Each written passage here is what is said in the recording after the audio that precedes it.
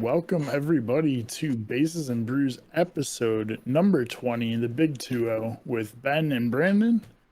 This is our weekly podcast where we talk about baseball and beer. We stream the show live on twitch.tv/Bases and Brews every Friday, 6 p.m. Pacific, 9 p.m. Eastern. Come give us a follow over there. Watch us live as we record it. If you can't catch us live every week, you can go check us out on YouTube or listen to us as a podcast on Spotify, Anchor, Google Podcast. Just search for the channel Bases and Brews. Also, give us a follow over on Twitter at Bases Brews to get some baseball news, some updates about the podcast and us. And yeah, how's it going? It is definitely going. Yeah. I sliced the shit out of my finger like on Monday this week. That sucks. That's never fun. And it's like I sliced it this way. So it won't heal. Yeah, so I like filleted like 3 or 4 layers of skin off. I mean, it's getting better, but like it still fucking hurts every time I pick something up. That always sucks because like every time you bend your finger, it like reopens it. Yeah.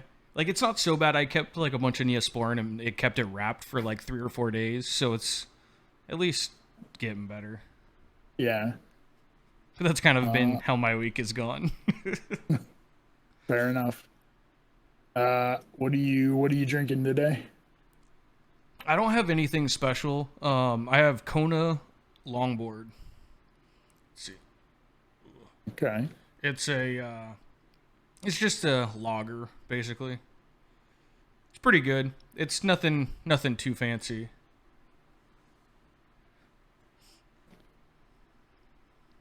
Struggling. I need to get those programmed onto my Stream Deck.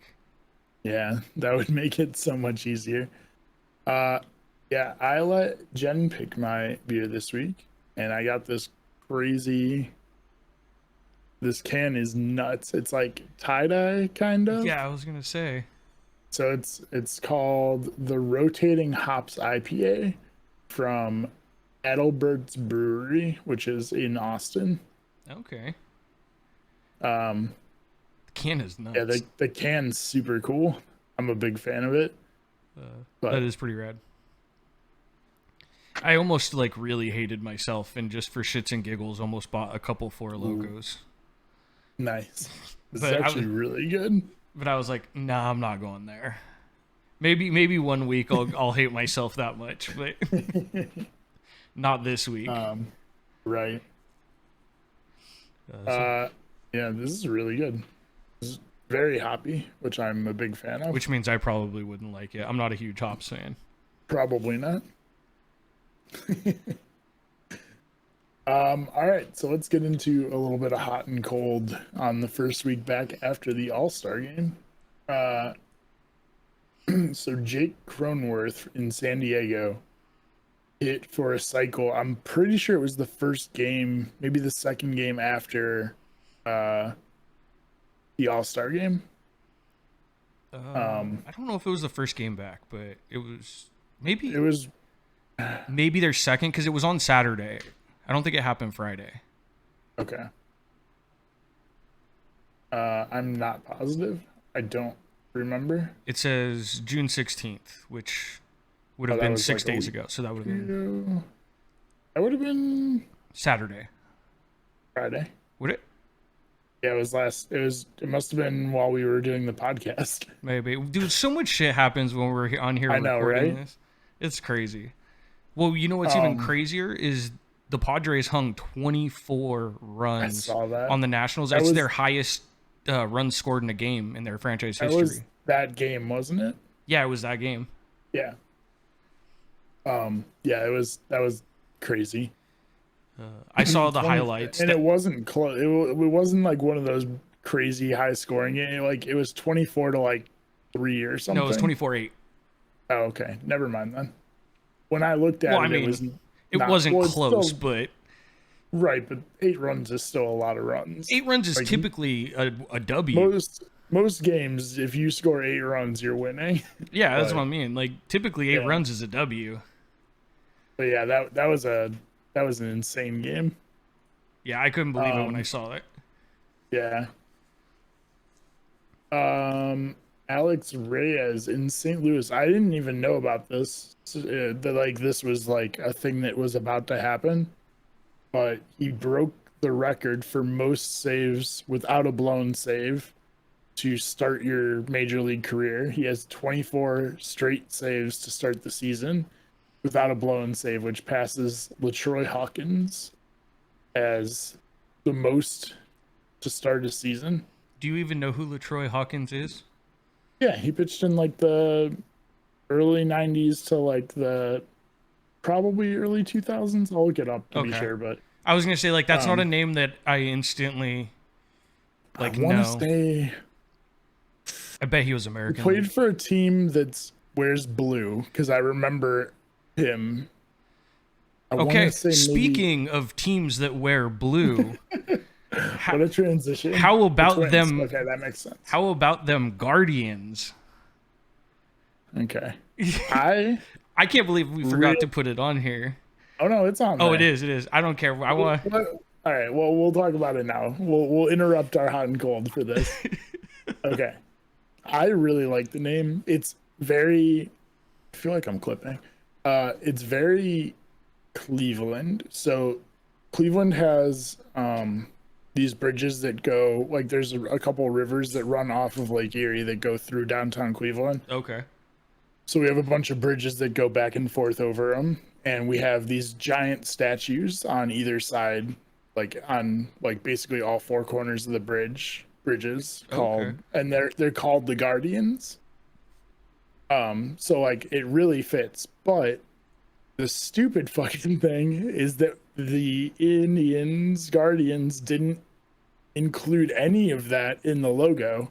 The logo is trash. It looks like a high school kid made it in Microsoft Paint. So I actually like the logo, but I do think it is very elementary. It's like I like the logo, but I don't know if I like it for a professional team. I'm legitimately going to remake the logo as what I would have done. Like I'm gonna do that. Like and then just tag them on Twitter. Yeah. And be like, this is what it should have been.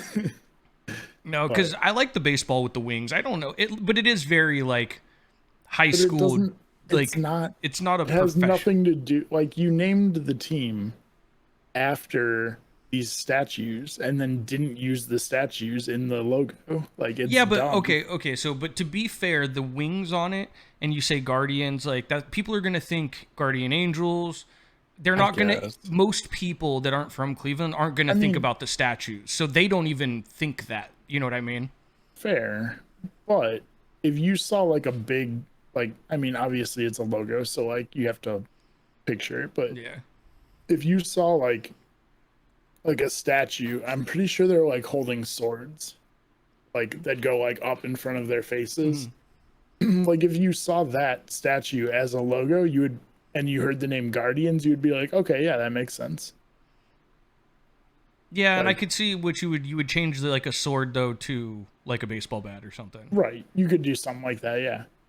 But then I could see there was a lot of options they could have gone with, and like I said, I actually kind of like the logo. I just thought it was like more appropriate for like a minor league team than one of the pro teams, one of the big clubs. But yeah, so I like the script name. Yeah. Did you see the block lettering? I kind of like it. Yeah. They kind of almost kept the script. Well, at least they put out a few different ones. The one you're talking about, like the one that's like kind of cursive but kind of block? No, or are you talking about the I'm talking about the full block that they did. Okay. I'm going to send you a picture. I don't know if you have your phone on you. I do. To see if this is the one you're talking about. Let me check it real quick. Because I bet it is. Oh, yeah. That's the one I was talking about. Okay. So that's kind of similar to the Indians' old school font. It reminds me of the font from Major League. Yeah, well, it's not the font, but it just something about it reminds me of that font. Yeah. But yeah, so it's I like the name. I don't like the logo.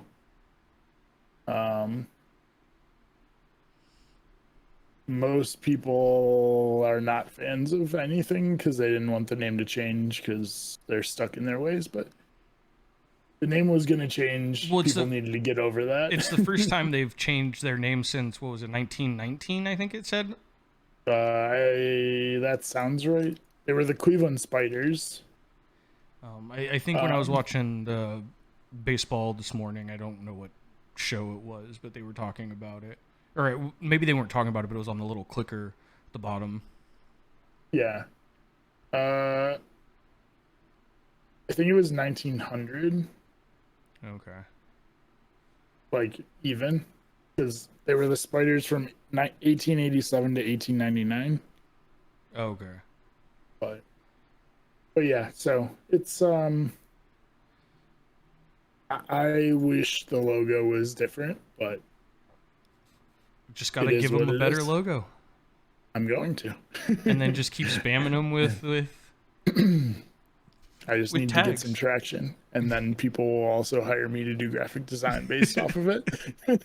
But all right, no, now it'll be fun. I actually didn't mind the name. To get some, it's a fine name. It's different. It's different, and like people from Cleveland will like it because of the statue thing. Well, like they'll get it as an inside thing. And that's really all that matters, right? Right. As long as your city likes it. It's not like, and as an outside person, like it's not like a super corny name that, everyone's gonna be like, what the fuck is that? Like, it's still like a thing. So, but yeah. All right. Well, we'll finish up our hot and cold with the best and worst teams in baseball. Well, before we get to that, I looked up LaTroy Hawkins. So he pitched from 95 to 2015, apparently. Damn. It's a long career. It's 20 years as a relief pitcher. Damn. I don't think he ever... Okay, he did start a little bit in his first, 3 or 4 years of his career, but... I feel like a lot of relief pitchers do early. Yeah. History... Career ERA 4.3, but he had a bunch of years in the very early 2000s where he was like sub 2.5 ERA every year. Oh, so pretty good. It was most of his career was with Minnesota. It's probably why I don't know who. And Chicago. He actually pitched for the Giants in 2005. He spent the whole year there. He was, I guess, he wasn't the closer then because he only had 2 saves, but I'm surprised it's not a name that even rings a bell. Yeah, he bounced around a lot. But 24 saves to start your career? That's pretty solid.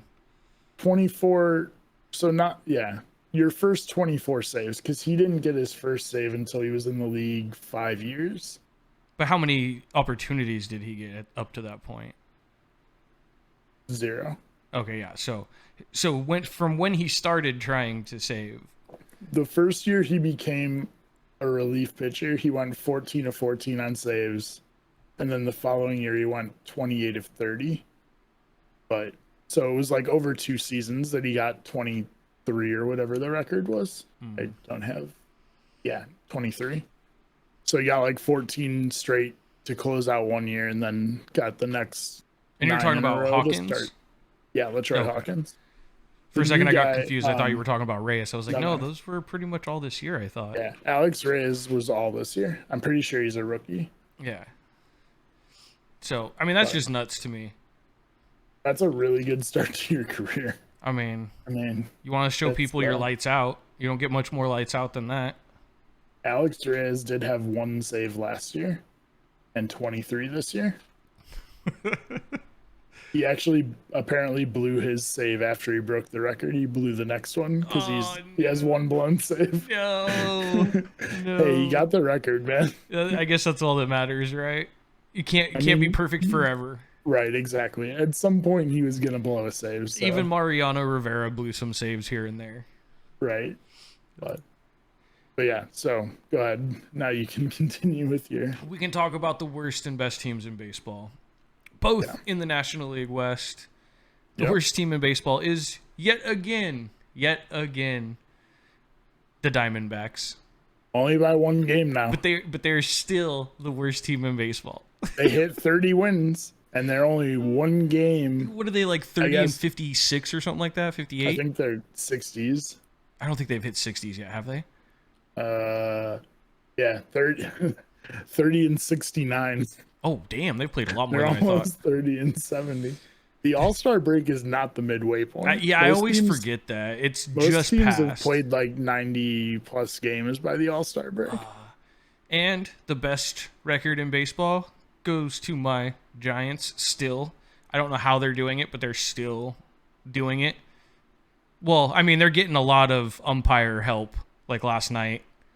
I didn't see it. Dude, there was a... so the Giants tie the game up in the ninth. So Kenley Jansen blows his third consecutive save opportunity. So he's not looking so good right now. But Darren Ruff is up, and he check swings on, I think it was like a 2-2 pitch. Okay. Or maybe it was a 3-2 pitch. I'm pretty sure it was 2-2. But like he did not check his swing. Like when you look at the replay, like he went. It was well over the plate. Like he should have been out, which would have sent it into the 10th inning with all the shenanigans with runners on second. Who knows what would have happened. So that was one of the bad calls. The second one was Wilmer Flores. He basically, I think what is it? He didn't steal. I can't remember exactly what happened.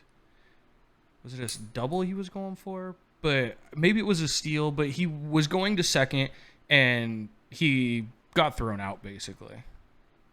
He got tagged and they ruled it that he was safe.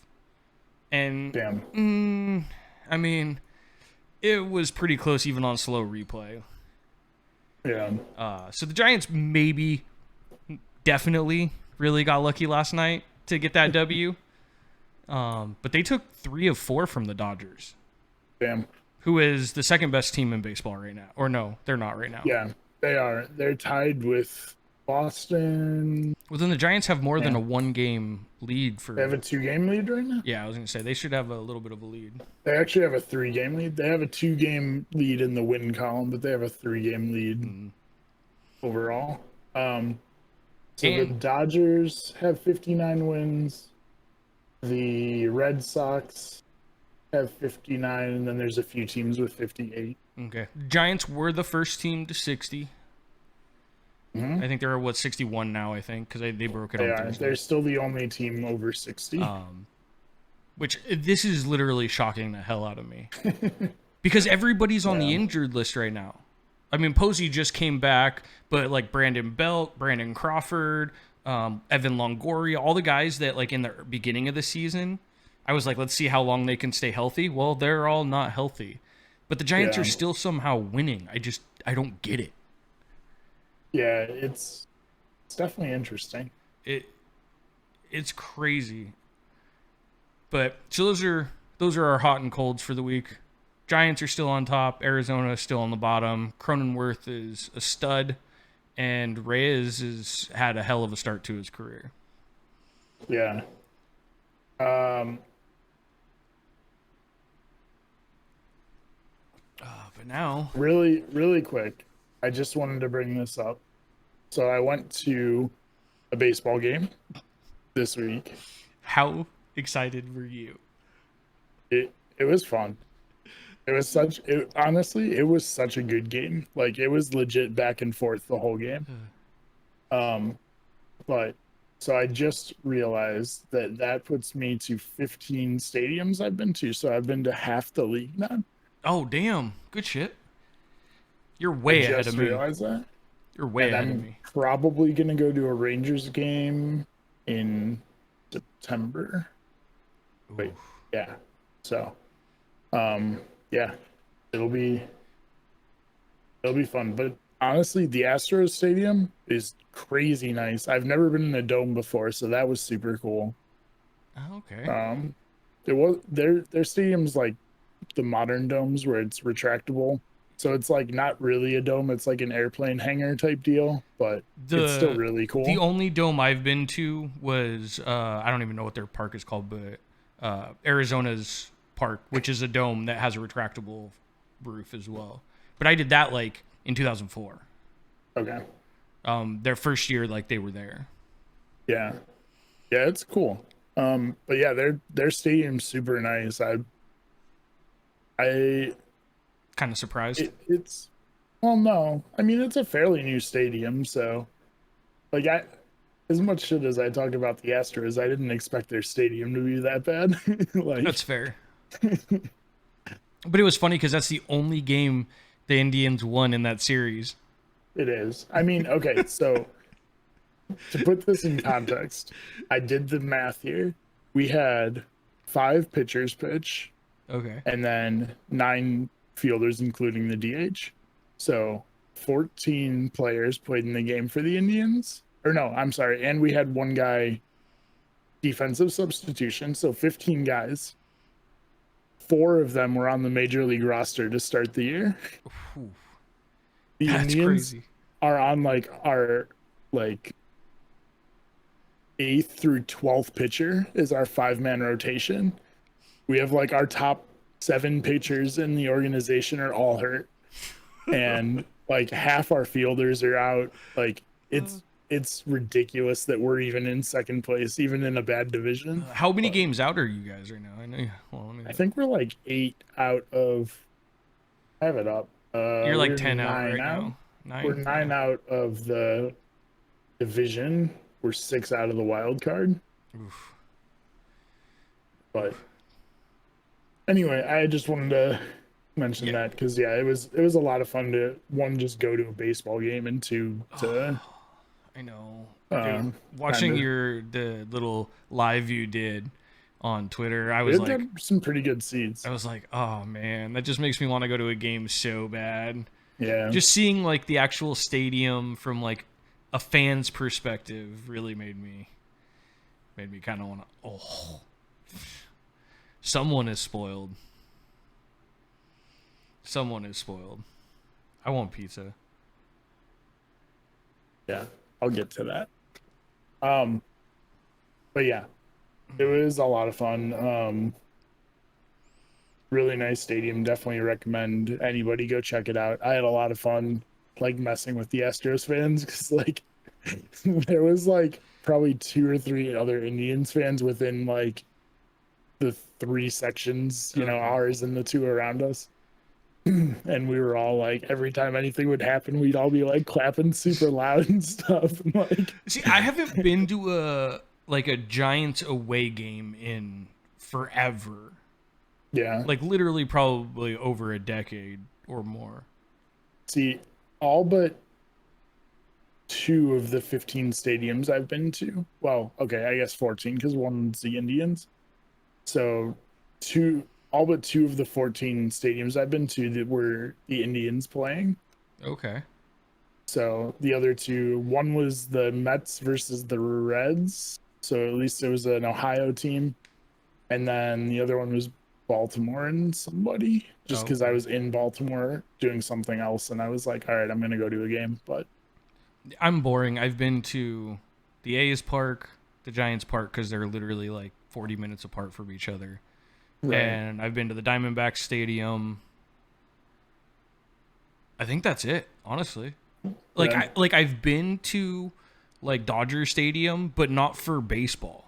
Not for a game. You did like a tour or something? Well, or like a concert or my lady, her dad used to do a lot of monster truck stuff with a guy that has trucks locally. And they do a lot of shows down there. Like they do national shows and stuff like that. So I've been down and like in the parking lots and around for stuff like that, but I've never actually, same with Angel Stadium, but I've never actually been like there for a baseball game. I've been, so my one friend moved to LA and used to live like right across the parking lot from Angel Stadium. Like you could see the stadium from outside our window. there was actually like several players lived in her apartment complex, but yeah, so that I've been in the parking lot of the stadium, but I've never been to that stadium. Yeah. The Angel Stadium I've never been in, to be clear. I was literally dropping someone off for our friend that did the monster trucks. His daughter needed to go down. Okay. So he let us borrow his car and go down to LA. That was actually a really cool trip. Me and the lady took her down, and then we just went into a buddy's house that we'd been talking about going for the weekend. Nice. All right. Well, yeah, I just wanted to throw that out there because it was a fun time. But if you really quick, the Astros before that series with the Indians played the White Sox in Chicago, and the Chicago White Sox fans threw inflatable trash cans out on the field, which I thought was hilarious. I mean, it's going to happen all year. People need to just get used to it at this point. Exactly. Speaking of the White Sox, just real quick, how short was that retirement by what's his name? Was it Mercedes? So, I mean, that is on our list. Is it Yerman Mercedes? He retired for all of like 2 days or a day. 1 day, not even a full day. It wasn't 24 hours. He had sent to AAA like I think it was a couple weeks ago. Yeah, it was. He after the like 3-0 home run that he hit, that everyone gave him shit for, and we talked about like a month or two ago. Yeah, he kind of went on a slump, which honestly I think is because his own manager was shitting on him.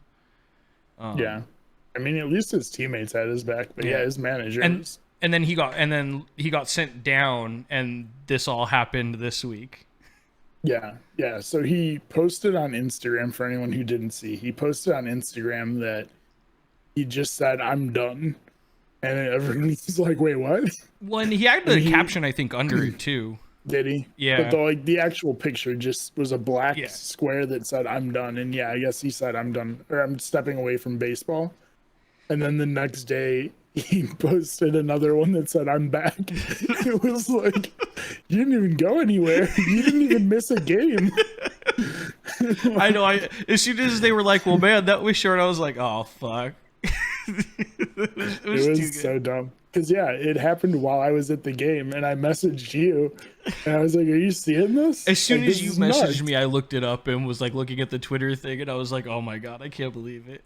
Well, I mean, I could believe it because like he got sent down, and honestly, I don't think he deserved to be sent down. I mean, okay, he wasn't doing well, he's an older player. Like, he spent a long time in the minor leagues. Yeah, I think we talked about this a couple weeks ago when he's like 31 or 32, but he was going insane this year. He was leading all of baseball in batting average for like a month and a half to start the year. Yeah. And then just hard fall. But yeah, I just thought that was a weird I just thought situation. It was funny. He was like, "Yeah, I'm done. No, I'm back." But yeah. But some more stuff that happened this week. Did you see? Okay, go ahead. I want to do these in a certain order. Okay. Okay, so this one's just a weird play. I'm just gonna post it in chat as well, and I'll try to remember to post it on on YouTube. We'll put it in the description. Yeah, if I remember. But yeah, so. Did you see this play? The one where the pitcher threw the ball out and they scored he thought that it was going to be a foul ball.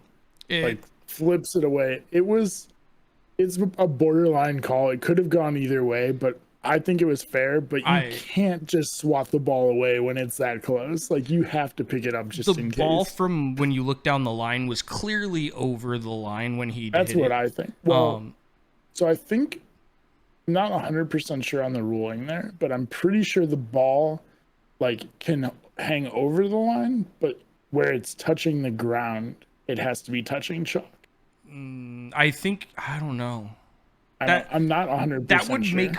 That would make sense, but I'm not 100% sure exactly what the exact rule is on that. But it looked fair to me. I still think either way it's a fair ball. I think it was a stupid play, and then nobody reacted except for the runners. The runners never stopped. That was my thing. So It's what kills me sometimes about professional baseball is sometimes they forget just like the basic fundamentals. I mean, we've talked about this a lot, but like you wouldn't do that. You would secure the ball and then you argue it if you're gonna argue it. Right. Like, don't leave a ball just sitting off in la la land. Like, yeah, the catcher and the pitcher both started arguing with the umpire, and the runners just kept going. It was so weird. I mean, if you're those runners, that's genius base running. Yeah, great base running. But the funniest part is the third baseman, because you can see him in the background of the shot from the down the line.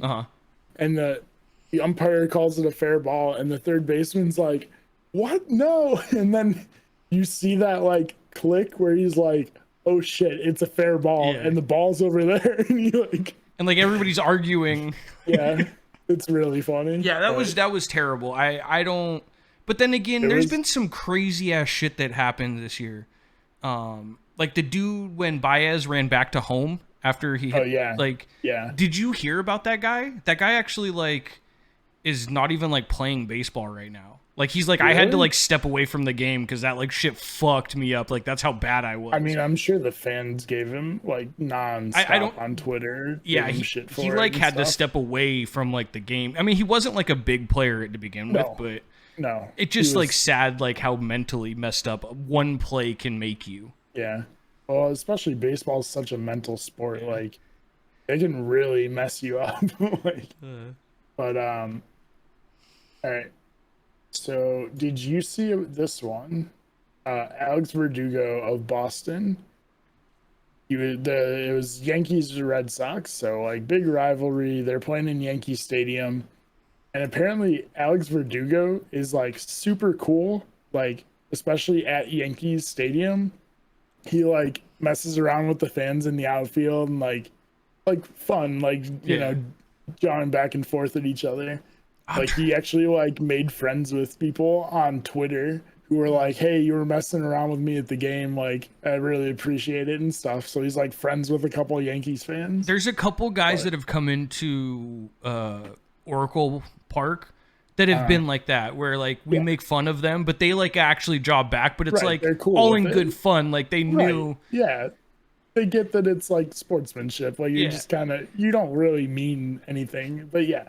So he actually they were warming up, between innings, and he threw the ball to a fan, and he tried to throw it to a Red Sox fan, and a Yankees fan jumped over and grabbed it, and then threw it back and hit him right in the back with the ball, and he went fucking crazy, got super pissed, which understandable. He had his back to the stands and was getting ready for a play, and there was the Red Sox pulled all their players off the field, and it was just a huge thing. The fan got banned. They found out who threw it. There's a bunch of cell phone videos from other fans who were because they like Verdugo. They were pointing at him. They're like, "No, it was that motherfucker. It wasn't us." Guy right there. Get him! The security guys came straight up and grabbed him, and he's now banned from all baseball stadiums for the rest of his life. Which is, I mean. So, what is your opinion on it? I'm fine with it. If you're first off, I think throwing a ball back is fucking dumb. I've never understood that, but. I personally would never throw a ball back, but I understand why people do.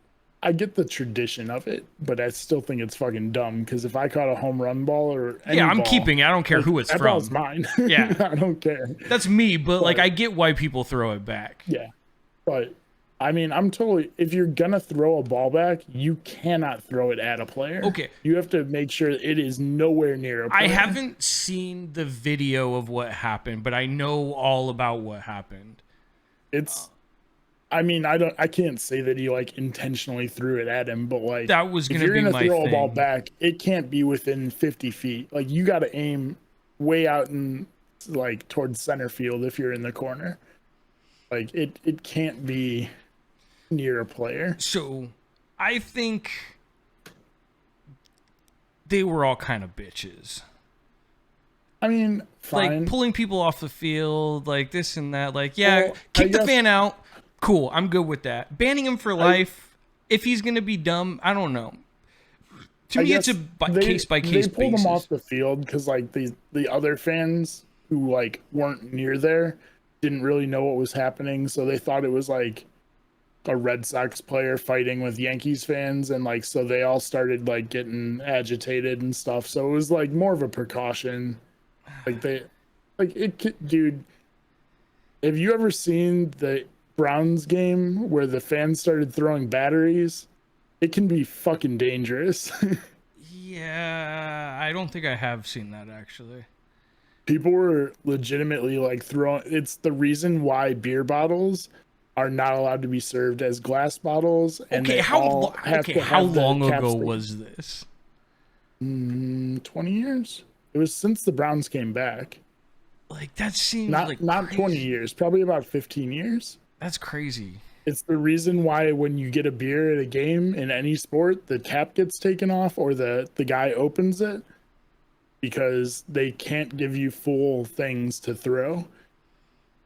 And yeah, they were throwing full beer bottles at, like, referees, and they were throwing batteries at people, and, like, if fans turn, like, it can be like mob mentality. Yeah. Like, but this was in what, left field? Yeah, it happened in left field. On the Monster. No. It was in Yankee Stadium. Oh, it was in Yankee Stadium. Okay, I thought they were in Boston. No. I didn't see where they were playing, so that okay. I'm like, dude, they're on the fucking Monster. Like, what are they gonna do? Jump off the Monster that's like 30 feet tall or whatever it is? No. Yeah, so the Boston players were in the field in Yankee Stadium. Oh, okay, that makes a little more sense because then they can actually really if drop it was like in Boston, then no. First off, that fan would have gotten his ass kicked. And second of all, that they wouldn't have pulled him off because they would have had all the fans on their side. No, I mean, I think banning him for life from everywhere is a bit much. Like, I mean, like, I get they want to make an example, but that's a bit much. Realistically, though, like, he's not actually banned for life. All he needs to do is just, like, have his friend buy the tickets. Well, like, it's not like they check your ID when you go in the stadium. So not all stadiums, but I have heard that some stadiums at the gates actually have pictures of people that are banned. Now, if the people checking tickets give a fuck when they're checking like 30,000 tickets a night, right. I don't know. But I'm just saying that I've heard that some stadiums actually do like have pictures of like banned people at the front. Fair. But so like, someone who wants to be a super soldier maybe kicked him out. Yeah. I mean, you figure Yankee Stadium sells out every night. Like, there's no way they're going to catch him if he comes in wearing another hat, a low hat and some sunglasses or something like I'm just saying, like, well, and that's kind of my thing. Like, if you can't really enforce it, then why, like... And he can just make another account on, like, the MLB ballpark app and just buy him, like... His friend that he goes with uses his app instead of him. Right, exactly. Like, he's banned, but, like, he can still go to games if he really wants to. It's not like if Pete Rose tried to go to games, like, everybody knows Pete Rose. I 100% agree with you, though. You can't throw balls at players. Like, I haven't seen the video, so I don't know, like, if the guy actually threw it at him. I mean...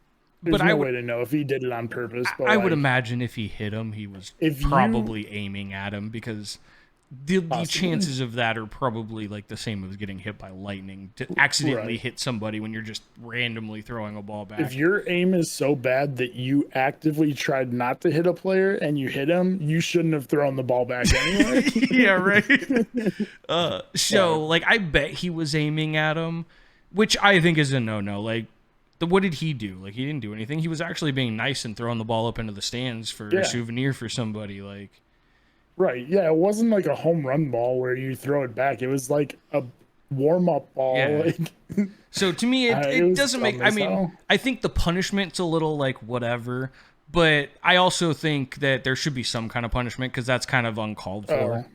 That's the other reason throwing the ball back is dumb, by the way, is it's illegal. You can't throw something on the field. So if you throw a ball back and get caught, even if you don't hit someone, you get thrown out of the game. Well, yeah. And I think he deserved to be thrown out of the game, and I honestly think he deserved to be fined in some way.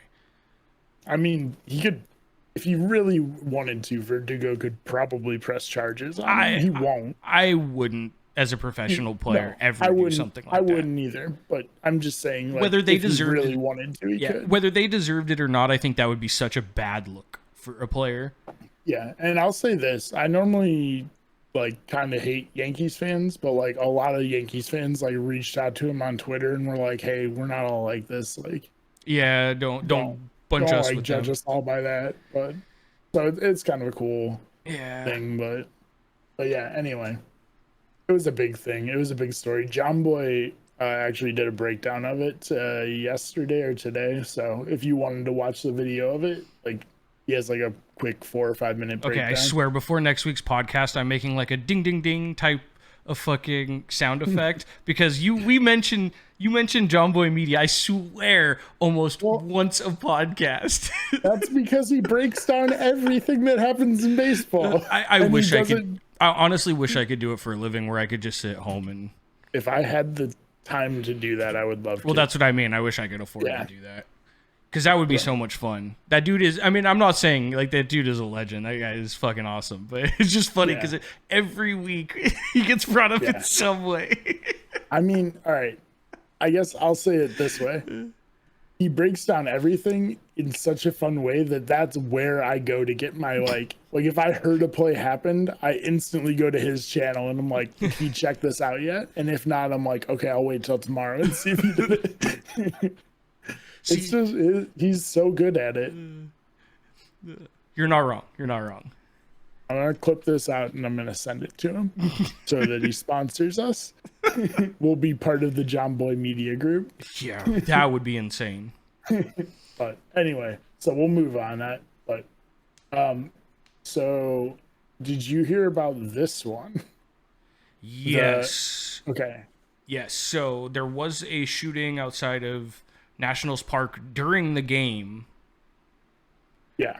It was like the 5th inning. It was like right in the middle of the game. Which is insane. People need to fucking stop being crazy. It wasn't related to the game at all.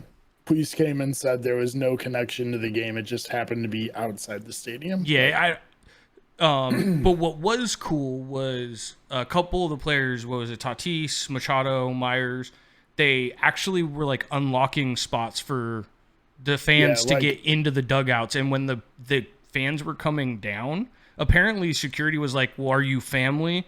And they looked at them and were like, yeah, they're fans, they're family, or some shit like that. They like, so the security guys like actually locked the doors, and Tatis and Machado and Myers like ran out of the dugout and like unlocked them and were like, get in here. Like, and they did go, I think it was Machado and Tatis, like their actual families were there and they grabbed them first. Cause like, I mean, I get that, but they like left everything open and were like getting other people they didn't know to come in. So, but yeah, they pulled like a bunch of fans down into the tunnels under the dugout and stuff. And I don't know. Yeah. I thought that was cool. Yeah. But I mean, it sucks that there was a shooting, but like to see that of course the players were like, no, yes, these are our fans. We need to keep them safe. Like there's just something about that just makes you feel good. And it wasn't even in San Diego. Like this was in Washington. So like it wasn't even their fan. Like it was, they got their families and then they were like helping Washington fans down. It's like, it doesn't matter who you root for right now. Like that's not important. It's a cool story and otherwise really shitty story. Yeah. Right. Like some little bit of good coming out of something bad. I don't think, I was kind of reading a little bit about it and I don't think anybody died in the shooting either. I don't think which so. Is good. But it was like a drive-by or something outside the stadium. All right, and then we'll finish up with this one. Here, I got one more before we go to that one, so we can handle that. Did you see that Fernando Tatis Jr., fastest player to 50 home runs and 50 stolen bases after his stolen base last night? No. He beat, ironically, for Ronald Acuna Jr. Okay. So Fernando Tatis only took 223 games to get to 50-50 for home runs and stolen bases. Ronald Acuna Jr. was the former number one at 251. Eric Davis was 258. I believe he played for the A's. Name sounds really familiar. Or no, Orioles? I don't know. I can't remember off the top of my head. But he was third, or he is now third at 258 games to 50-50. And you know who's number 4? Our boy, Mike Trout. Oh. 266. That makes sense. Wait. Oh, okay. Yeah. Yeah. And then ironically, honestly, you got to go back a ways to get to the fifth guy now. Darryl Strawberry. Damn. Okay. I'm going to be honest with you. 250 some games seems really long for guys like that to hit 50 home runs and 50 stolen bases. It's like a year and a half, like a little over a year and 2/3. Yeah. I don't know. I mean, that's a little over a year and a half. We'll say like, I guess, but I don't know. That's like 25 in your maybe 25 your rookie season, and then I guess that's a good point. And then like maybe another 25 in your next one. Yeah. But, well, before the end, because it'd be like halfway to 2/3 of the way through the season. Yeah. But yeah. My thing is the stolen bases, though. True. Because like you have 50 stolen bases is a decent amount in today's game. Like, it's not Ricky Henderson stealing 140 bases a season or something. Right. Well, and you got guys like Pete Alonso, who just won the home run derby. Like his rookie year, he hit 53 home runs. Right. But so if he had any kind of speed and stole bases, like, he would have destroyed that record. But because he's a power hitter, 3 or 4 times what he'll get for his whole career. Probably. But like it just kind of tells you where we're at baseball wise. But I just thought it was kind of cool. I saw that it popped up last night as one of the kind of funny I missed stats. That one. That's a good one. All right, and then we'll close out our news with this one, which is in Tuesday's game, which was the YouTube game of the week. The Rays played the Orioles, I think in Tampa, not that it matters. And it was the first ever all-women broadcast in baseball history, which is super fucking cool. I think it's dope. Okay, so I'll let you finish. I wish it wasn't on YouTube because, well, okay, I missed this one because I think it was a day game and I was working. I don't watch YouTube games, but I'll get into that in a second. I've watched one YouTube game and it was the Indians game and it was atrociously bad, but I watched the Giants one when they were on Thursday and I thought it was terrible. Now, with that said, the reason I thought it was bad was because of the announcers. So like maybe they were really good, but I missed it. It's funny because my local radio was praising the guys on the Thursday game after that happened. Yeah, and I was like, that game was terrible. Like those guys are typically pretty good when you put them with other people. I think I talked about it after that game happened that week. But like I was like, really? I thought they were not very good at all. Yeah, I totally agree. But yeah, so play-by-play was Melanie Newman, who I don't know. Sarah Langs I've heard of. She was the like color commentary. Alana Rizzo was the on-field reporter, and then Heidi Watney and Lauren Gardner were the pre and post game, which I think Heidi Watney does on-field reporting for like one of the big networks. And then Lauren Gardner, I think, is with ESPN. I'm not sure. I definitely recognize their names and Alana Rizzo. I don't recognize Melanie Newman. I'm a terrible name person. Same. So none of those names like sound familiar, but I know when I saw a picture on Twitter of the broadcast like group, I recognized a few of them. And it's just because they haven't been around enough for me to just instantly remember the name. Wow. Okay. So Melanie Newman is the everyday play-by-play announcer for the Orioles. Okay.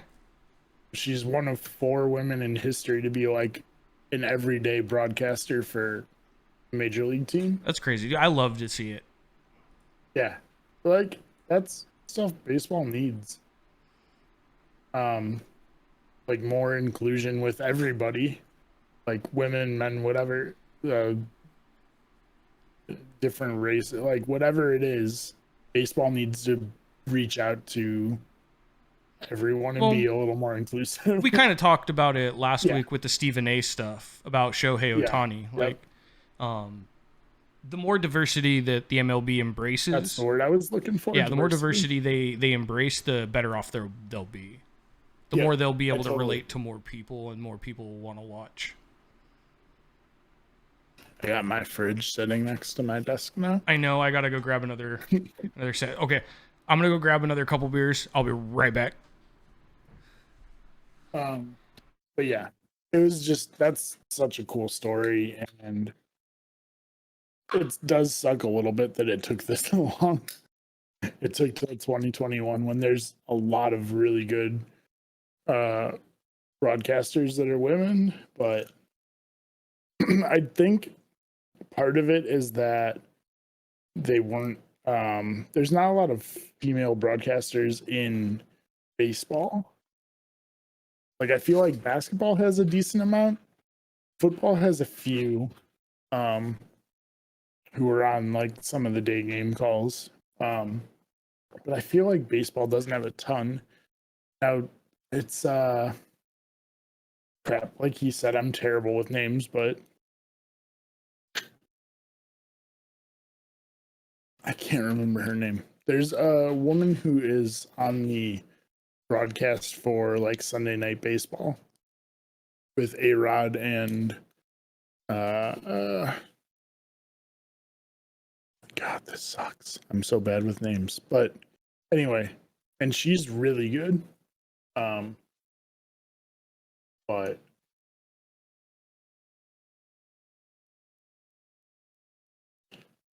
yeah, it's just, it kind of sucks that it took this long, but it's good that it happened. Actually, this might be her. Alana Rizzo, who was doing the on-field, might be the one that I'm thinking of.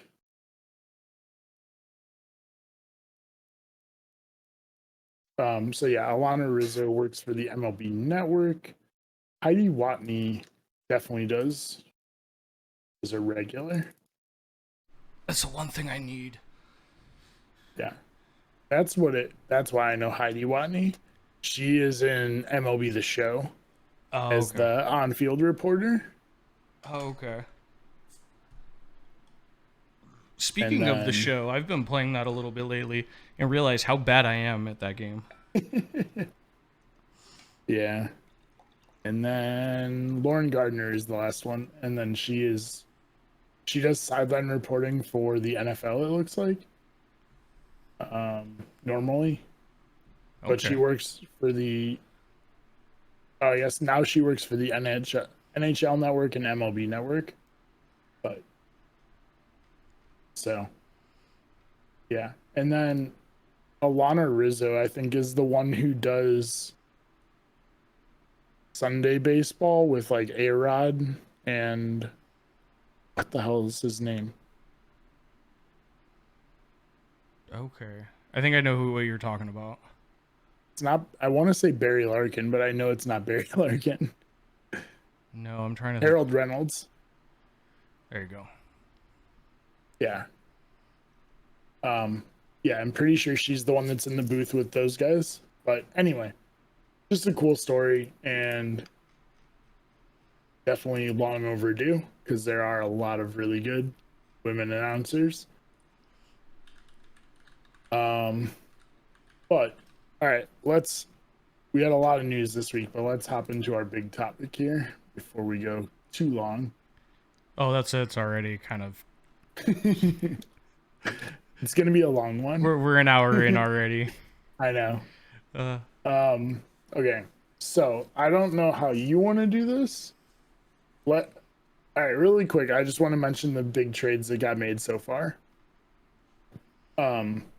So Atlanta traded for Jock Peterson from Chicago and Stephen Vaught from Arizona. So Atlanta is clearly Vote. Yeah.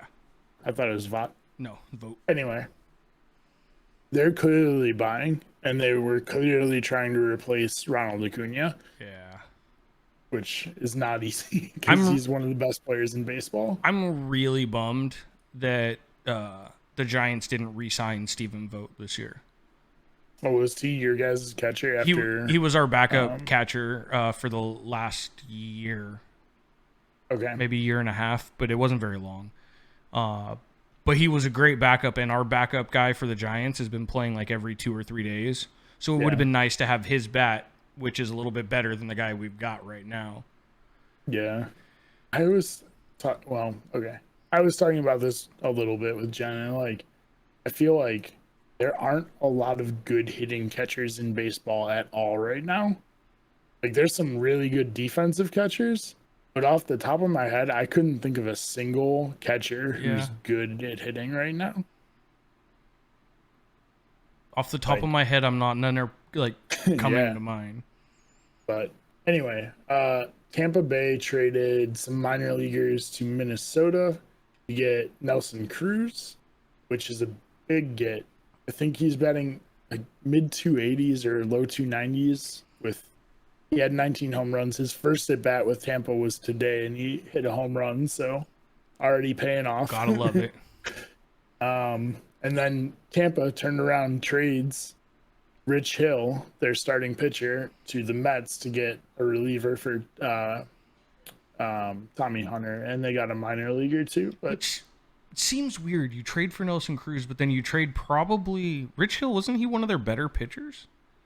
Or is he on the lower end for them? I don't know who they've got in their rotation. He's like 41. Well, I know he's old, but I mean, he's probably decent if the Mets wanted him, but he has a 3.87 ERA, 6-4, 1.16 WHIP.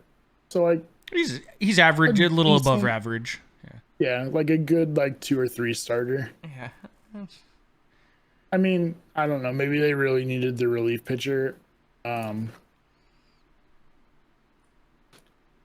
Tommy, what did I say? Tommy Hunter? Yes. Tommy Hunter has pitched in 4 games this year. He has not given up a run in 8 innings. Okay. So either he just came up or he was up earlier and went back down. I don't really know. Okay. But Tommy Hunter, also very old. He is 35. Been in the league for 14 years. But anyway, so those are the big trades so far. You got Nelson Cruz, Rich Hill, and Jock Peterson are like the big names that have moved so far. Yeah. So yeah, go ahead. I was gonna say we could talk about some of the guys that we know for sure are possibly on the block next, and then just kind of go to the teams and kind of what maybe we think their needs might be. Yeah. All right. So yeah, we'll just start at the top and go down. So this is a guy I actually hope the Giants go after in Chris Bryant. From my understanding, they're not looking at him, which I think is a little crazy because he fits what the Giants are trying to do with their like versatile players that can play in a bunch of different spots, and he's a stud.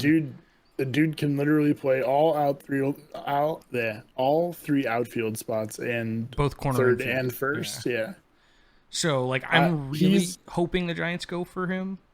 The Giants were on the when I looked up like who the top 3 teams, every one of these players were like rumored. Like they had a lot of rumors to go with them. The Giants were like the second team on that list. Yeah. So behind the Mets. So I'm really hoping I actually really so I know this will never happen, but you know what I really want is I want the Giants to call the Cubs and be like, okay, let's talk for a minute. What do you need for Chris Bryant and Craig Kimbrell. Because we need a closer. I thought you were going to say Javi Baez. No, I don't want Baez. I was going to say, you got Crawford. Like, there's actually a lot of rumors that because Chris Bryant and Craig Kimbrell are most likely both gone, that they're probably going to hold on to Baez, and they don't see him being moved from some of the rumors I saw. Yeah, I think it really depends on what offers they get. Like, I think he's on the block. He has to be. Well, you saw what he's asking for, right? Who's asking? Baez. No. So I think his contract is up at the end of the year. Yes. And he's expecting $200 million. He's not worth $200 million. He's worth that. Nobody is. He's a really good defensive shortstop, but he makes some really dumb plays on the base paths. I don't see him as a $200 million shortstop. No, I think he's middle upper class shortstop. I think he's well above average, but he's not on the likes of Lindor and Tatis and guys like that. I mean, to be real, those are $300 million guys. So at $200 I mean, fair. Maybe he is worth $200 million. But like, I think that's going to be a big reason on why he stays over someone like Chris Bryant or Kimbrell. Yeah, is I think his asking price to re-sign is going to be too high for anybody to want to give up any real assets for. But because of that, does that mean he's a cheap rental if you don't want to re-sign him? Well, no, because you're going to have to give up a ton, I bet, for him. You think? Because I feel like if the Cubs think he's going to hit free agency anyway, and the Cubs aren't going to pay him that, then maybe the Cubs are like, well, if no other team's going to offer him that contract, like, we got to get something for him. Like, it's better to get even like an above average minor leaguer or like a good minor leaguer for him than just let him walk at the end of the year. But I mean, the Cubs aren't going anywhere. No, you're right, and especially because they're selling everything off. Like they're probably the biggest big name sellers of this offseason or this trade deadline, I should say. Yeah, I would agree with that.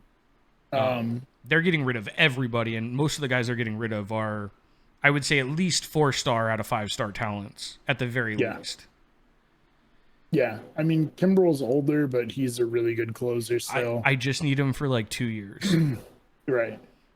That's Chris Bryant was a former MVP, and like he's not what he was, but he's still a really good player, and he can play 5 positions. Yeah. But those are the guys that I hope the Giants go after. I don't think they're going to, but because there's a couple other guys I'll get into later when we actually talk about the teams that I think the Giants are going to go after. Yeah. But that's our top 3. Right. So, yeah, all Cubs, basically. The other teams associated with Baez are the Reds and the Mets. So, that's another thing. So, I heard this I read this as I was reading through some of these articles. Is apparently Lindor, he just got hurt and got put on the IL for the Mets. And, like, they're talking, like, at best, the end of August. Oof. Like, you're talking about, like, a month and a half without Lindor, which, like, Lindor is not playing great, but he's still not great for Lindor. Is like 260 with, like, 15 homers. Not great for him is average for every other player. Right. At the moment, at least. Right. But, yeah, so there's rumor. The Mets are pretty much rumored with every shortstop that's on the market right now. And then there's rumors, like, if Lindor comes back, then whoever they pick up would move to second, because I guess they're not great at second base. So, but, yeah. So we got them. Another big name. So I also put everybody with a star next to their name is an all-star. So Javi Baez is the only one on this list that wasn't an all-star. Which is crazy to think that there's that many all-stars that are on bad teams that are probably getting ready to move. Yeah. And there's more that aren't on this list. Oh, yeah, this is just a short list. This is just like the top, whatever it is, like 8, 10, 9, 10. But Trevor Story for Colorado is another guy that it's another shortstop. I don't think he's moving either. You don't think Trevor Story's moving? I don't think so. I think Trevor Story's 100% gone. They're not going to, Colorado's not going to re-sign a 28-year-old, 29-year-old, whatever Trevor Story is. He's on one of the worst teams in baseball. He's like a 290 hitter. I don't know. Like, in my head, I'm like, no, he's gone for sure. But I've been reading a lot of things that have been saying, like, no, they're probably going to hold on to him. His contract's up at the end of the year. He's not going to stay in Colorado. Colorado is not going to pay him money because he's 28. 28's not even that old. I mean, it is if you're a terrible team that's trying to restart and rebuild. Yeah, but like, so this is my thing though, is if they don't re-sign him though, they have nobody. Like literally nobody. Right. I mean, well, but every team needs a draw, and not every team gets it, but almost every team tries to keep at least one player that they can market. You know what I mean? Yeah. And I could see him staying. Now, if he leaves, I wouldn't surprise me, but I'm leaning more towards him actually staying in Colorado come next Friday. Okay, so here's where we differ. You're thinking big market, where if a guy doesn't stay, you just go sign someone else. Colorado is not a big market. If you lose a guy to free agency and you get nothing back for him, you're screwed. I'm telling you, I think they're going to pay him. That's what what I'm getting at is I think they're going to pay him. Colorado can't pay him. I mean, if there's nobody else they've got to pay. I mean, okay. Yes. But like, he's not going to sign with them. Why would you sign with a team that has nobody on the team? That's why I said, like, it wouldn't surprise me if he's gone, but I'm still leaning more towards he's going to stay in Colorado because I think they're going to actually want to pay him and keep him there. I mean, they might want to, but they have to realize that that's not going to happen and get something back for him. I don't know. We'll see how dumb they are. I guess. I don't think there's any chance that he's there in a week. Well, good thing we don't got to wait a long time to find out. Right. So for Trevor's Story, it's Reds, Mets, and A's. You're going to see some similar teams keep popping up for the similar players.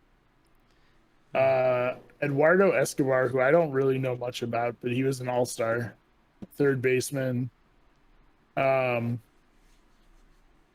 He's rumored to go White Sox, Brewers. I think he's having a really good year. I don't know. He plays on Arizona. Nobody watches Arizona. Right, exactly. He's batting. Okay, he's not having a great year.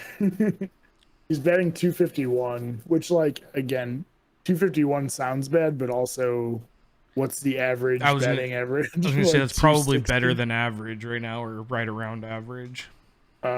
22 homers, 65 RBIs at the halfway point, or just past it. So, not terrible. And he's a infielder, can play third, second, or short. I don't know. And I don't think he's young. He's 32. Oof. I don't know about his contract, but yeah, I don't know. Like I said, I don't know much about him, so I can't comment too much on him. He plays for Arizona, and Arizona's the worst team in baseball. Nobody watches them. I thought you would know more. Okay, he is a free agent starting next year.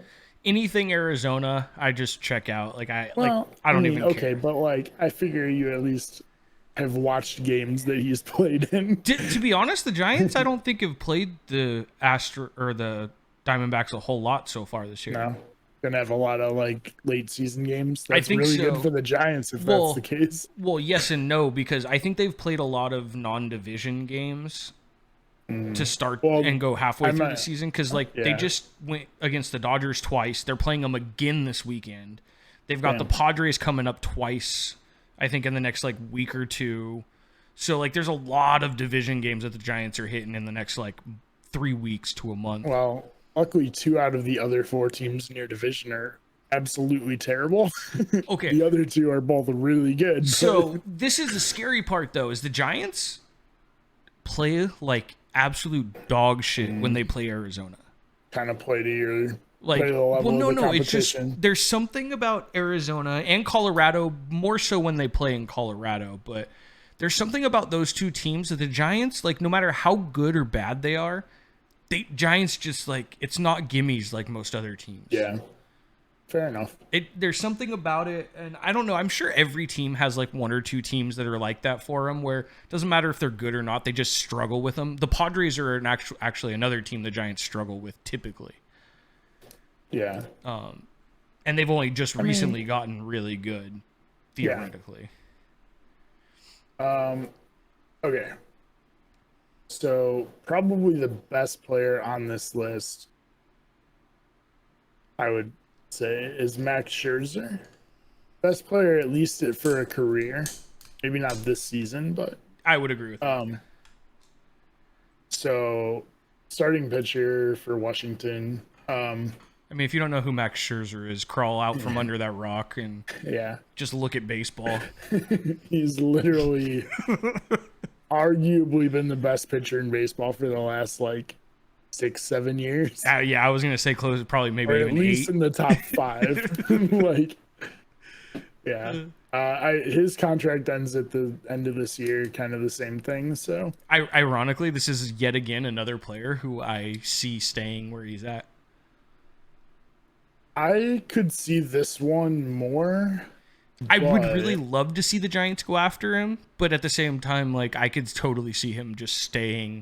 The only Washington. Reason I'd say that is, or that he would go, is one, Washington's 5 games under 500. Like, they're not playing good this year. No. And his contract's up. He's 36. So, like, are you really going to pay him? Okay.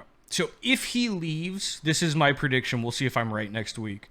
If he leaves Washington, he's going to the Dodgers. I could see that. Now, the Dodgers are grasping at straws right now for starting pitching. Yeah. The Giants were the number 1 team on that list. Just so they're not going to pay for him. The Giants have already said that they'll part with some prospects. We'll get into that when we get talked about the teams, but I don't see that happening. I would be stoked if it did, because I love Max Scherzer and his fucking 2-color eyes, motherfucker. But I just don't see the Giants spending what is necessary to get him. But I see the Dodgers doing that with their desperation with Bauer. Let me ask you this: if the Dodgers and Padres are the other 2 teams bidding, do the Giants go for him just to keep him off of those teams? No. All right. So common sense would say probably, but at the same time, the management the Giants have right now, like their Farhan Zaidi, he's more of a Moneyball guy. So fair enough. For him, it doesn't matter. If the win percentage getting him for what you give up doesn't add up, it doesn't matter who's going after him. It doesn't matter. That's fair. At least from what I've seen in the last like year or two. Like, he goes for his guys that he thinks are going to benefit the Giants, and it doesn't matter what anybody else is doing. Yeah. That's fair. All right. So we'll move on. Joey Gallo has been arguably the hottest hitter in baseball the last like 3 weeks. Dude's tearing it up. Also a free agent, plays for Texas, so like obviously sellers. And the rumors for him are Yankees and Padres. Padres, I thought, had a good first baseman. And I'm trying to think of who it is. They still have Eric Hosmer? They do still have Hosmer, but I don't know if he's hurt or not right now. But isn't Hosmer like a middle infielder? He's not a first baseman. No, he's a first baseman. I don't know. I know for sure they still have Hosmer, and he just played the other day, I think. Yeah, he's playing. He just hit a home run. Yeah. This is, again, another player I see staying put, because Joey Gallo actually really likes Texas. Like, he likes where he's at. Yeah. Again, this comes down to the same thing. Like, Texas, he might want to stay there, but like, is Texas gonna pay him? I mean, is he willing to take maybe a little less to stay in Texas because he likes it there? Maybe. I mean, it's funny because when you look at other sports like basketball and football, sometimes guys just take less money to be where they want to be. True. Whereas in baseball, that doesn't typically happen. Like, it happens occasionally, but most often, like, the team that bids the highest is where the player goes. More often than not. You're not wrong. So I think like the Mike Trout situation may be like one of the anomalies where he was offered a ton of money elsewhere, but he was just like, "Nah, I want to stay in LA." Yeah, bad decision on his part. Yes and no. I mean, I think he's trying to be like another Cal Ripken, which I can appreciate. Yeah, but I want to see Mike Trout do good. Everybody wants to see Mike Trout. And he's not going to do that there. Well, I mean, he's going to do good. Okay, I want him to have team success. He needs a championship or two. He's going to go down as one of the greatest players ever. And everyone's going to be like, well, he didn't win a championship. He's going to be the Marino of baseball. Yeah. It's like, first off, championships are the biggest fucking stupid thing to rule someone as a good player, because you can't win a championship by yourself, especially in baseball.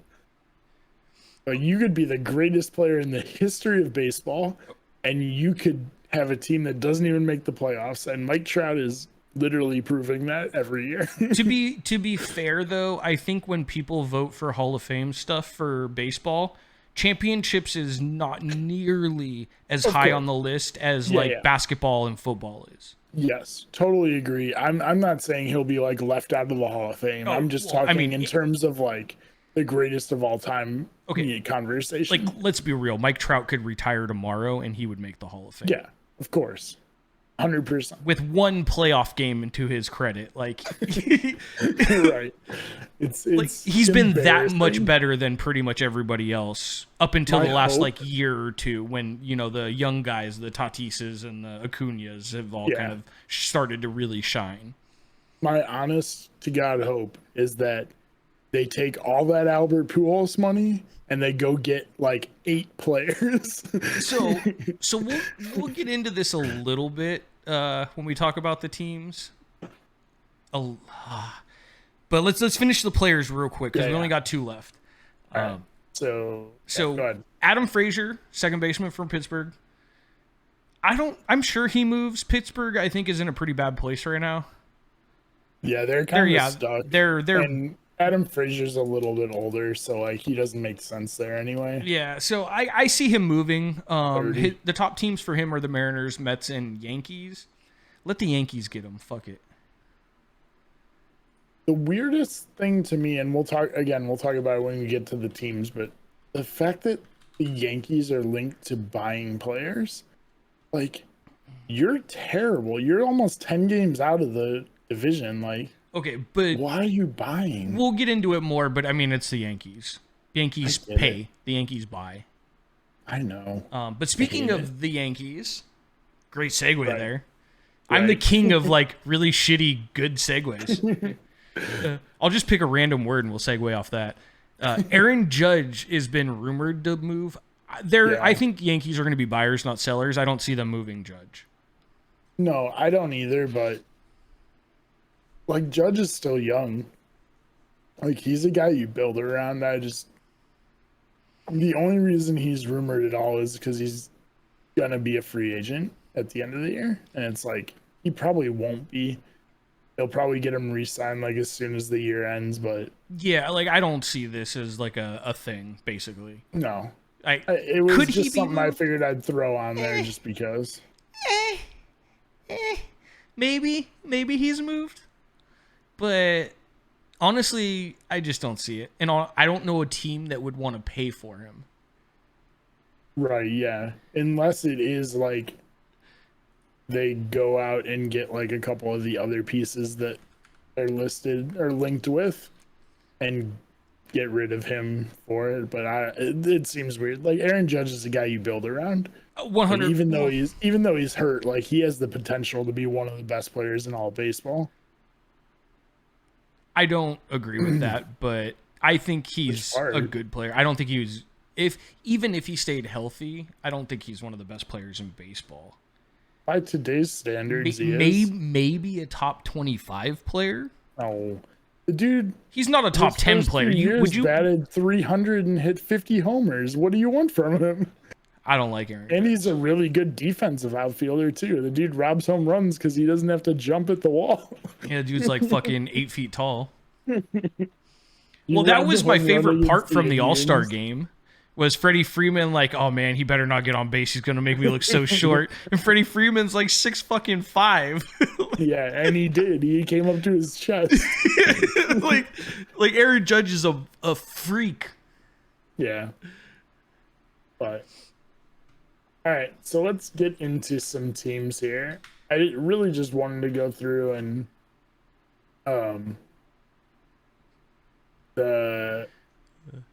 talk about like who's the buyer, who's the seller.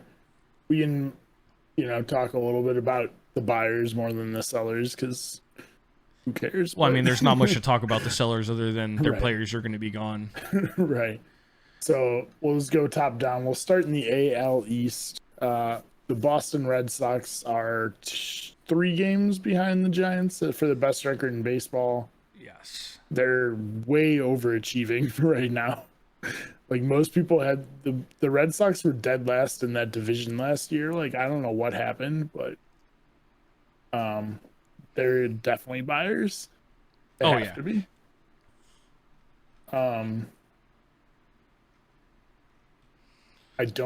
I should have pulled up something that said like each buyer's needs or something, but I didn't. See, I don't think I don't know if the Dodgers fucking A. Think of my division. I don't think they really need a ton. The Red Sox right now. I mean, yeah. I'm looking it up real quick to see if there's anything like glaring they need. Because I don't think there's anything like outwardly like this is 100% like exactly what they need right now. Okay, I found a thing. It looks like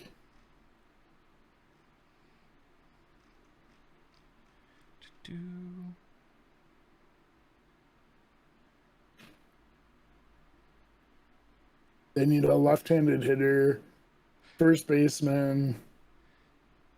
I can't believe we're being challenged, and I've almost drank a 6-pack on this fucking already. I'm about to go get my last 2 from my 6-pack because I'm almost done. I literally have a fridge sitting next to me with beer in it. I feel offended.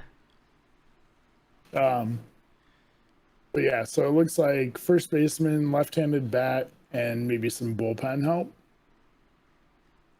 Okay. Are their biggest needs for Boston. So nothing too crazy for Boston. No.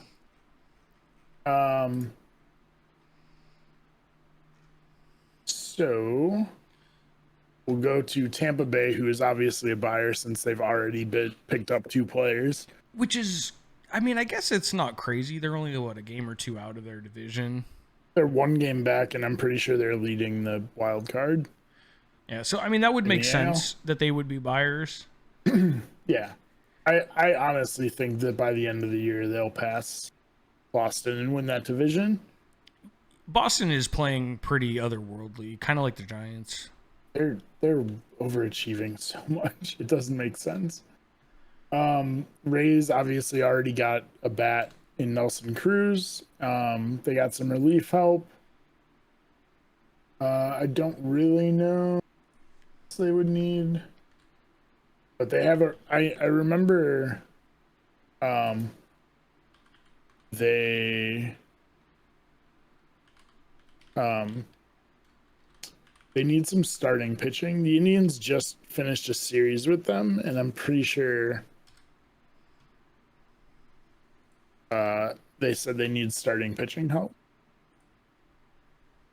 But yeah, so okay, so now yeah, they already got Nelson Cruz, and they already got some relief help. So, do you think they're going to make any other moves, or you think that's probably mostly what they're going to do for?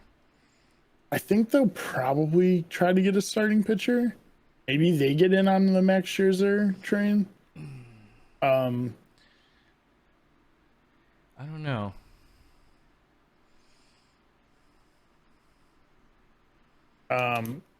Because they got rid of their second or third starter.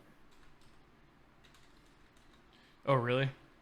Well, yeah, they got rid of Rich Hill. Was he their second or third starter, though? I think so. Damn. So, I mean, because I would think you wouldn't trade someone like that if he was that high in your rotation. I would imagine if like he was like maybe a fifth starter or a fourth starter, maybe you trade him. You typically don't want to trade your top three starters. Typically. I mean, if he had a 3.8 ERA, and they're struggling for starting pitching, I have to imagine he was a top 3 starter. Okay, that's probably pretty fair.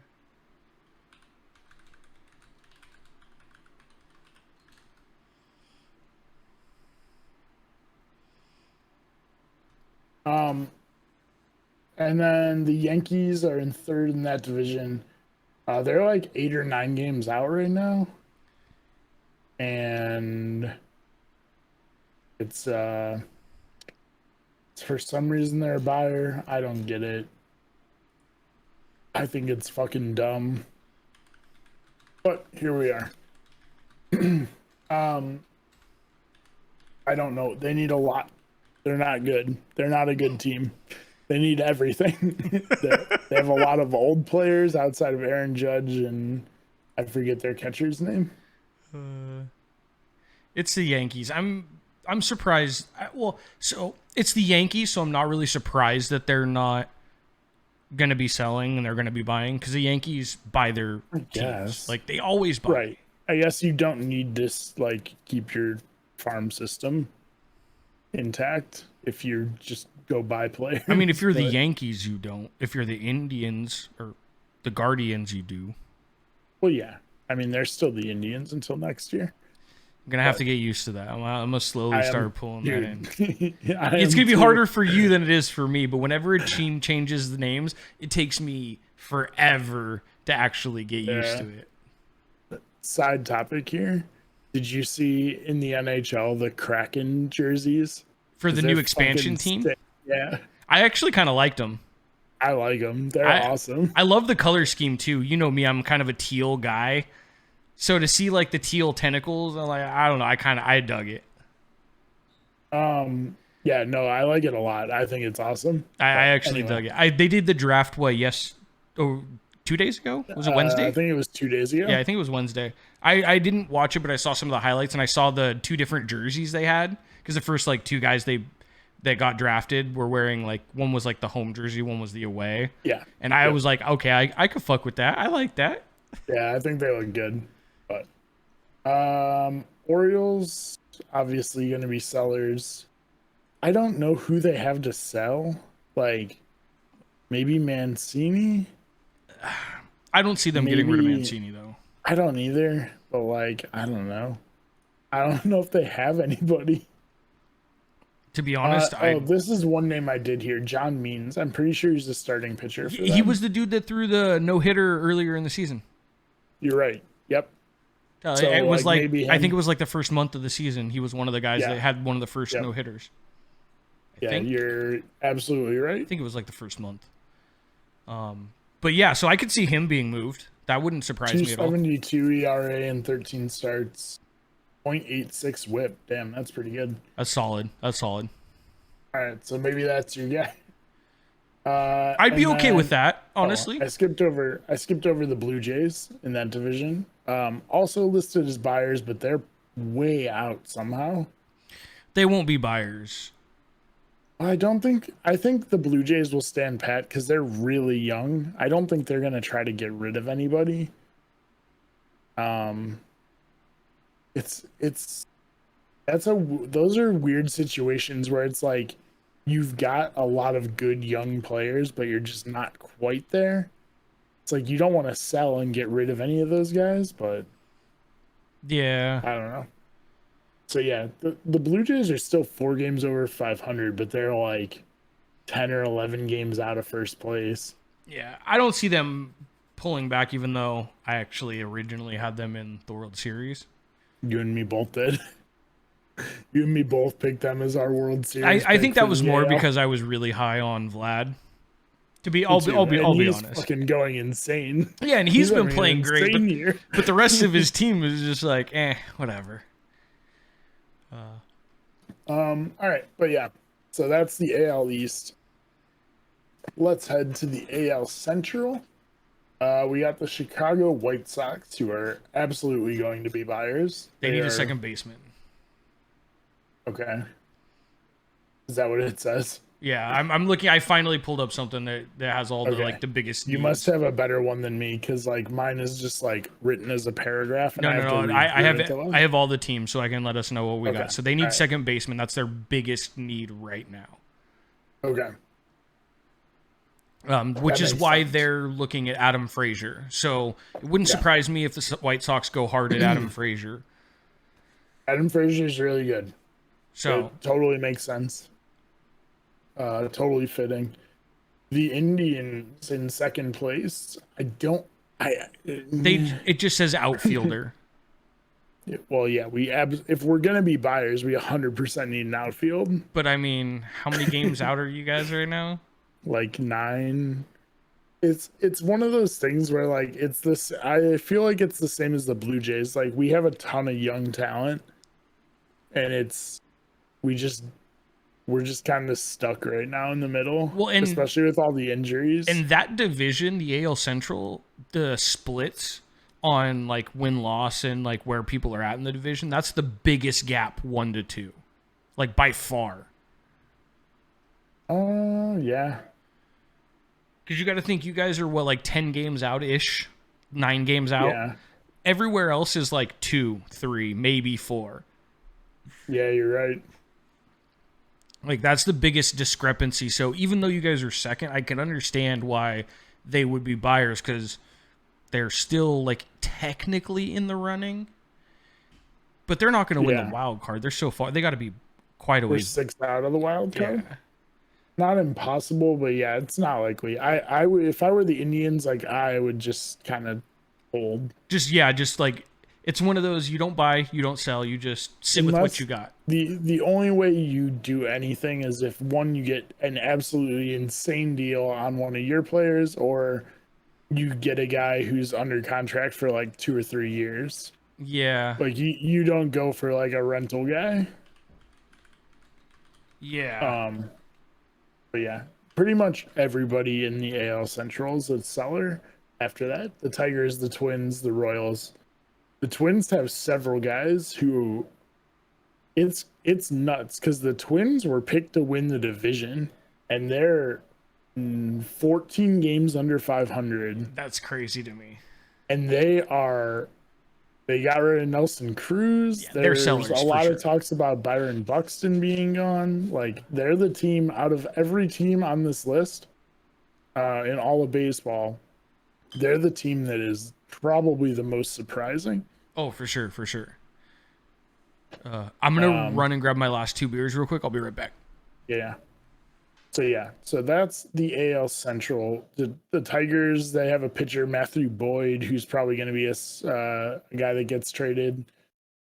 Kansas City, I don't really know. They signed Carlos Santana in the offseason to a 3-year contract, so I doubt they trade him. I don't really know that they have anyone else. They're weird because they started off the year they were blowing people out. They were in first in the division by 4 games, a month and a half in. And then now they're almost 20 games under 500. They just fell off a plateau. But yeah. All right. So we'll move on to the AL West. We have the Houston Astros absolutely going to be buyers. I don't know what they need. It looks like maybe a starting pitcher.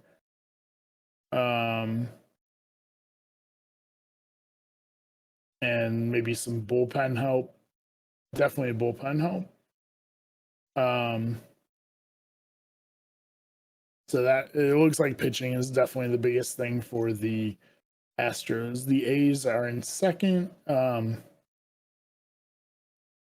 They need some bullpen help.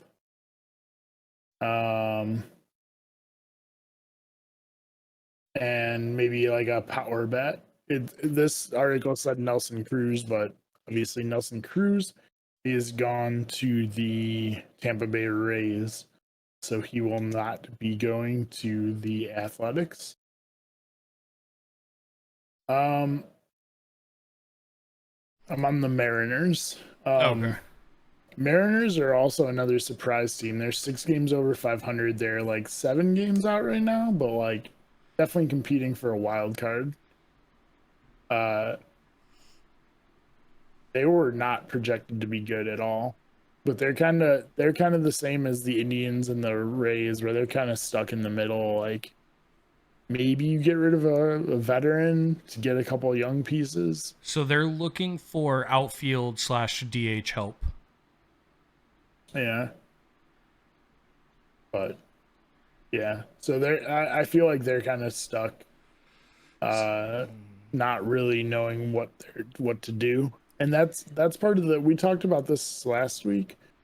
That's kind of the thing with the extra wild card team that got added like 5 years ago is like a lot more teams are kind of like we have a shot. It's not impossible. Yeah. But which makes it interesting going down the stretch, but we talked about the Rangers are definitely sellers. 20 games under 500. They're actually even more now. 22. They're like 27. Oh, damn. 27 games under 500. With Joey Gallo, we talked about, is probably gone. Maybe. Kind of depends what they want to do with him. And then I think they have a pitcher, I think. Kyle Gibson and Ian Kennedy as a closer are both fairly decent older players. They don't really fit into a rebuilding team, and they're both on contract years, so probably both gone.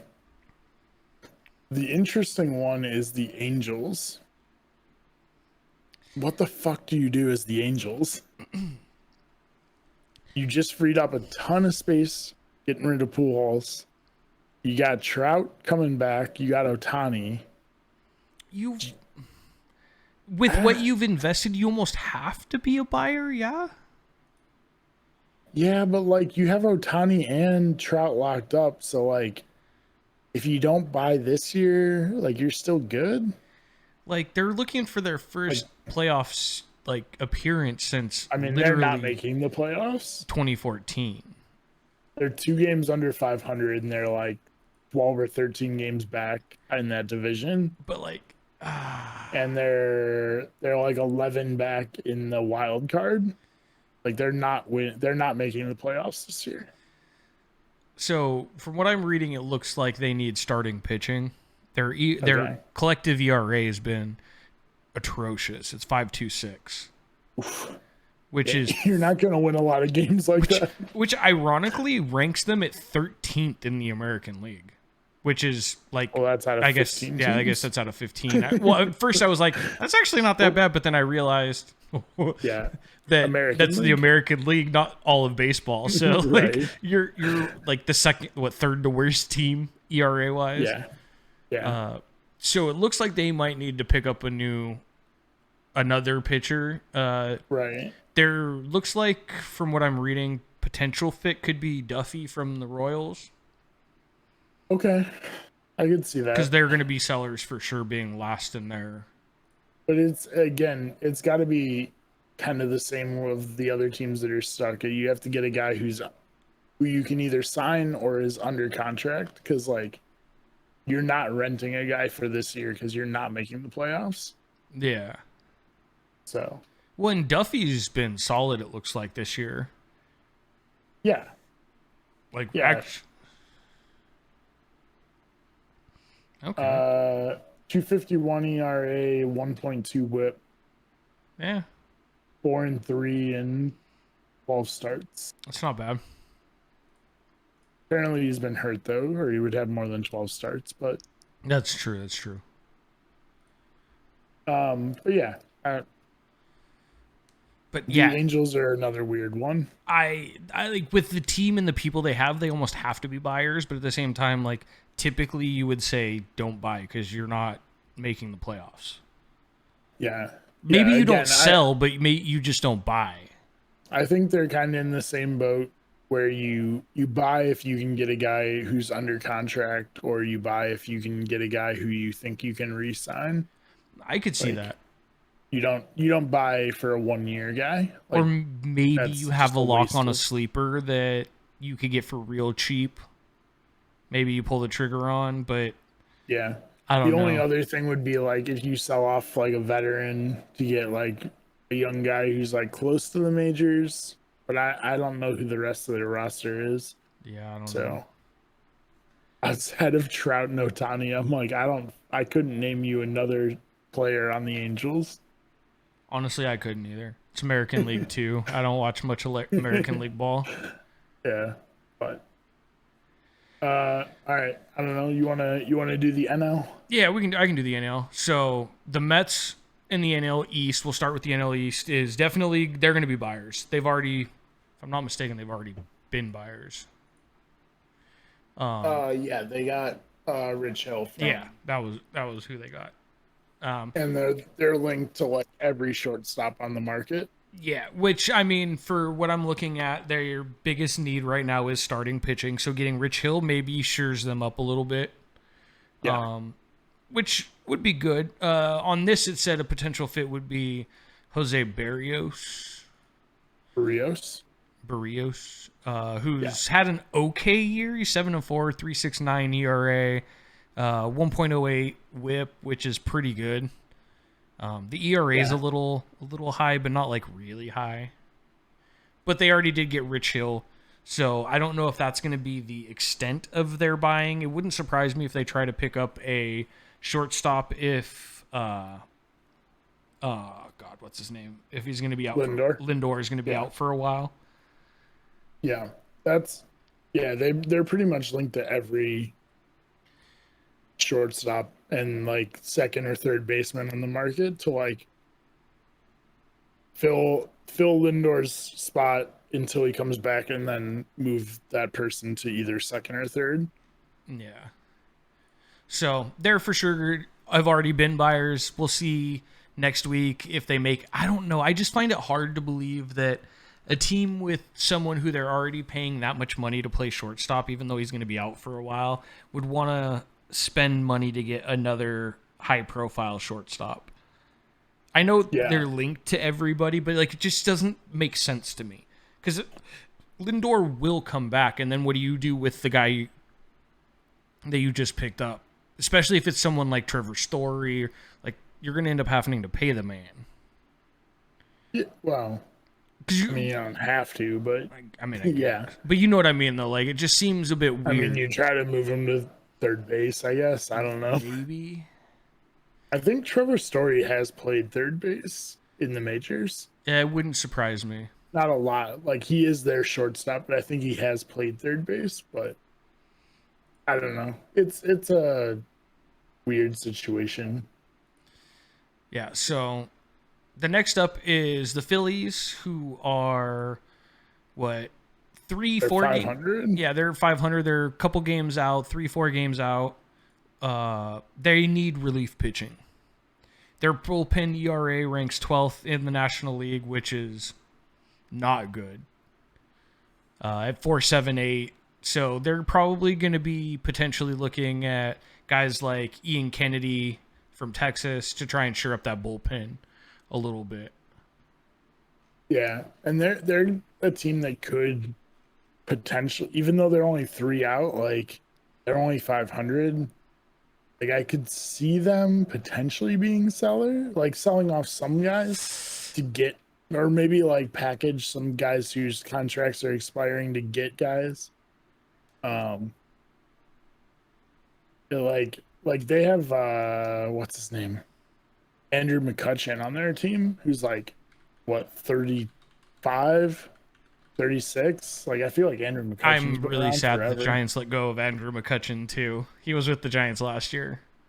Dude, I love Andrew McCutchen. McCutchen was one of my favorite players when he played in Pittsburgh. I love Andrew McCutchen. He's so good, or he was so good. Like he more even than Mike Trout was such a wasted talent.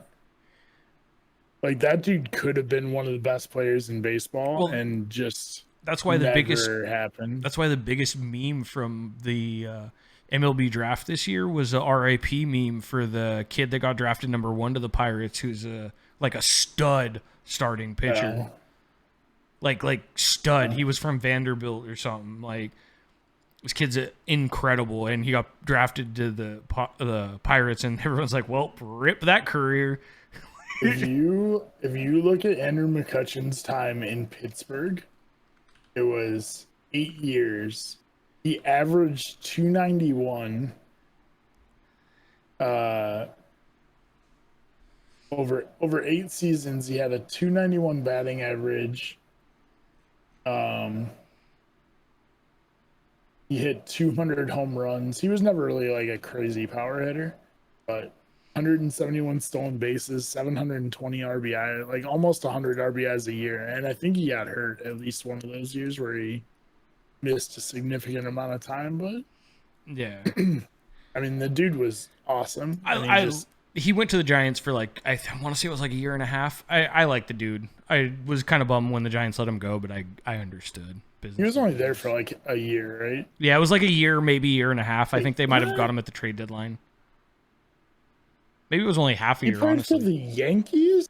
Yeah, after the Giants. He played for the Yankees for like, what, half a year? Something like that? 6 months? 20 games? Yeah, like, it wasn't much. The fuck? Yeah. And then, yeah, he's been in Philly the last 3 years, but... God, dude, it's crazy to think that it's been that long since McCutchen was in San Francisco. Yeah, 2018. Yeah, that's crazy. So, the Phillies...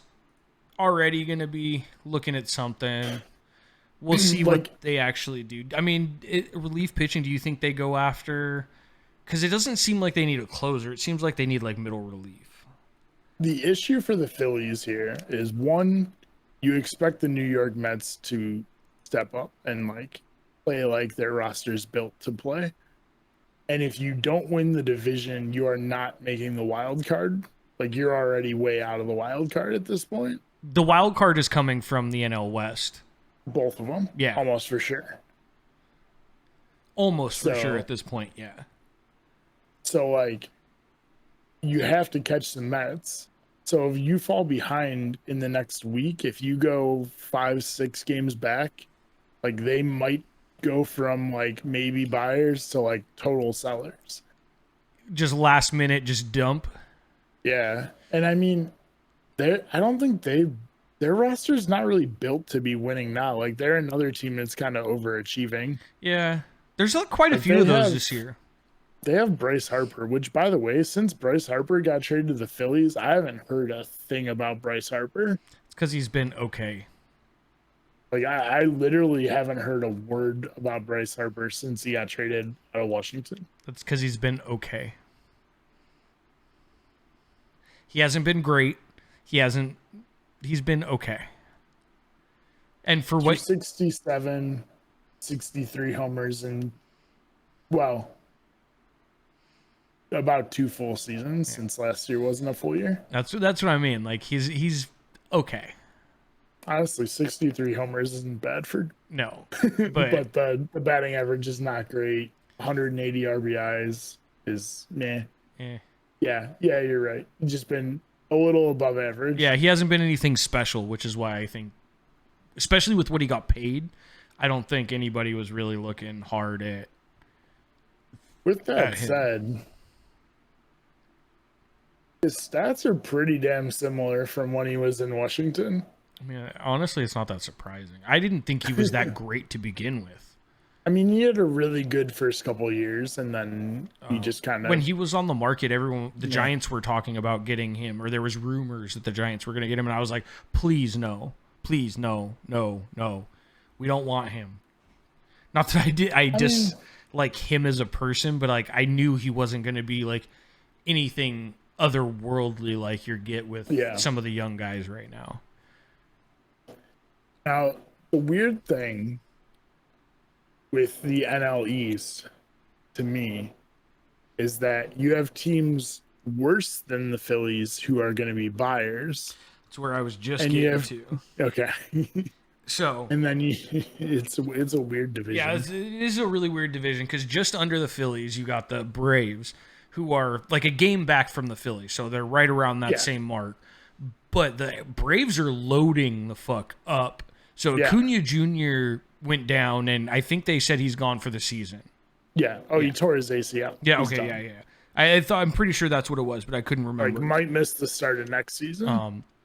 So they've loaded up. So they've gotten Jock Peterson. They've gotten a backup cat. I don't know if he's even going to be vote. I don't even know if he's going to be their backup or if he's going to be there every day.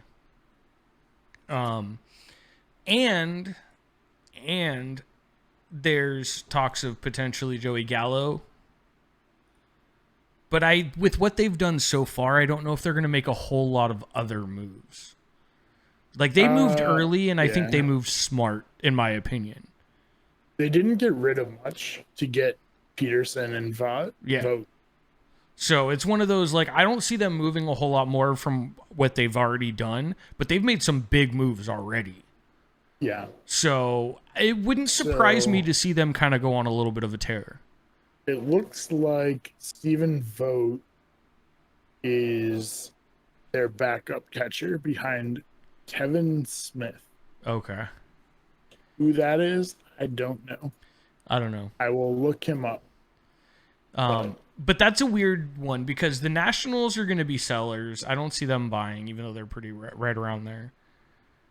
If they do buy, like, honestly, starting pitching. But I don't know, like, why you would buy starting pitching if you've got Max Scherzer and you're looking at potentially letting him go. Yeah. Kevin Smith batting 205, which, like, again, are there any good hitting catchers? Because, like, I don't know. Maybe that's that's a lot better than the Indians catcher. Yeah. So Stephen Vogt batting 223. I mean, it's hard to tell because, like, he's a backup. But, like, yeah.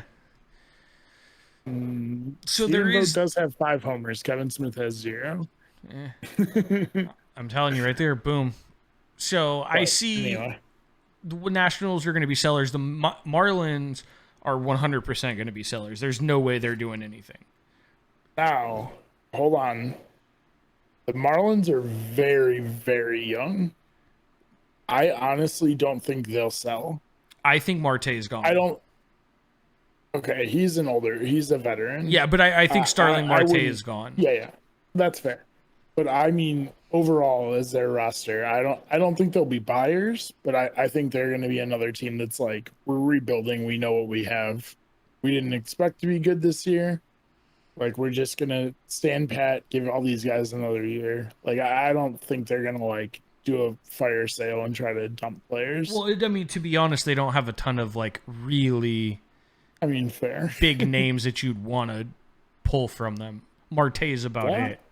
That might be the tightest division in baseball. Like, even the Marlins are only 9 games out, 8 or 9 games out. Well, yeah, when you consider, like, Cleveland is 9 games out, and they're in second place, and that whole division for the NL East is split by 9 games. I'm talking, like the NL West obviously is tight at the top, but, like, top to bottom, I think that's the tightest division in baseball. I would agree with you. Like, not even close. Yeah, I would agree with you for sure.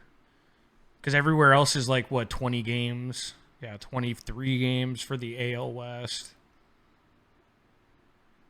Yeah, the bottom team in every division is really bad. Anyway, we're good now. You're back.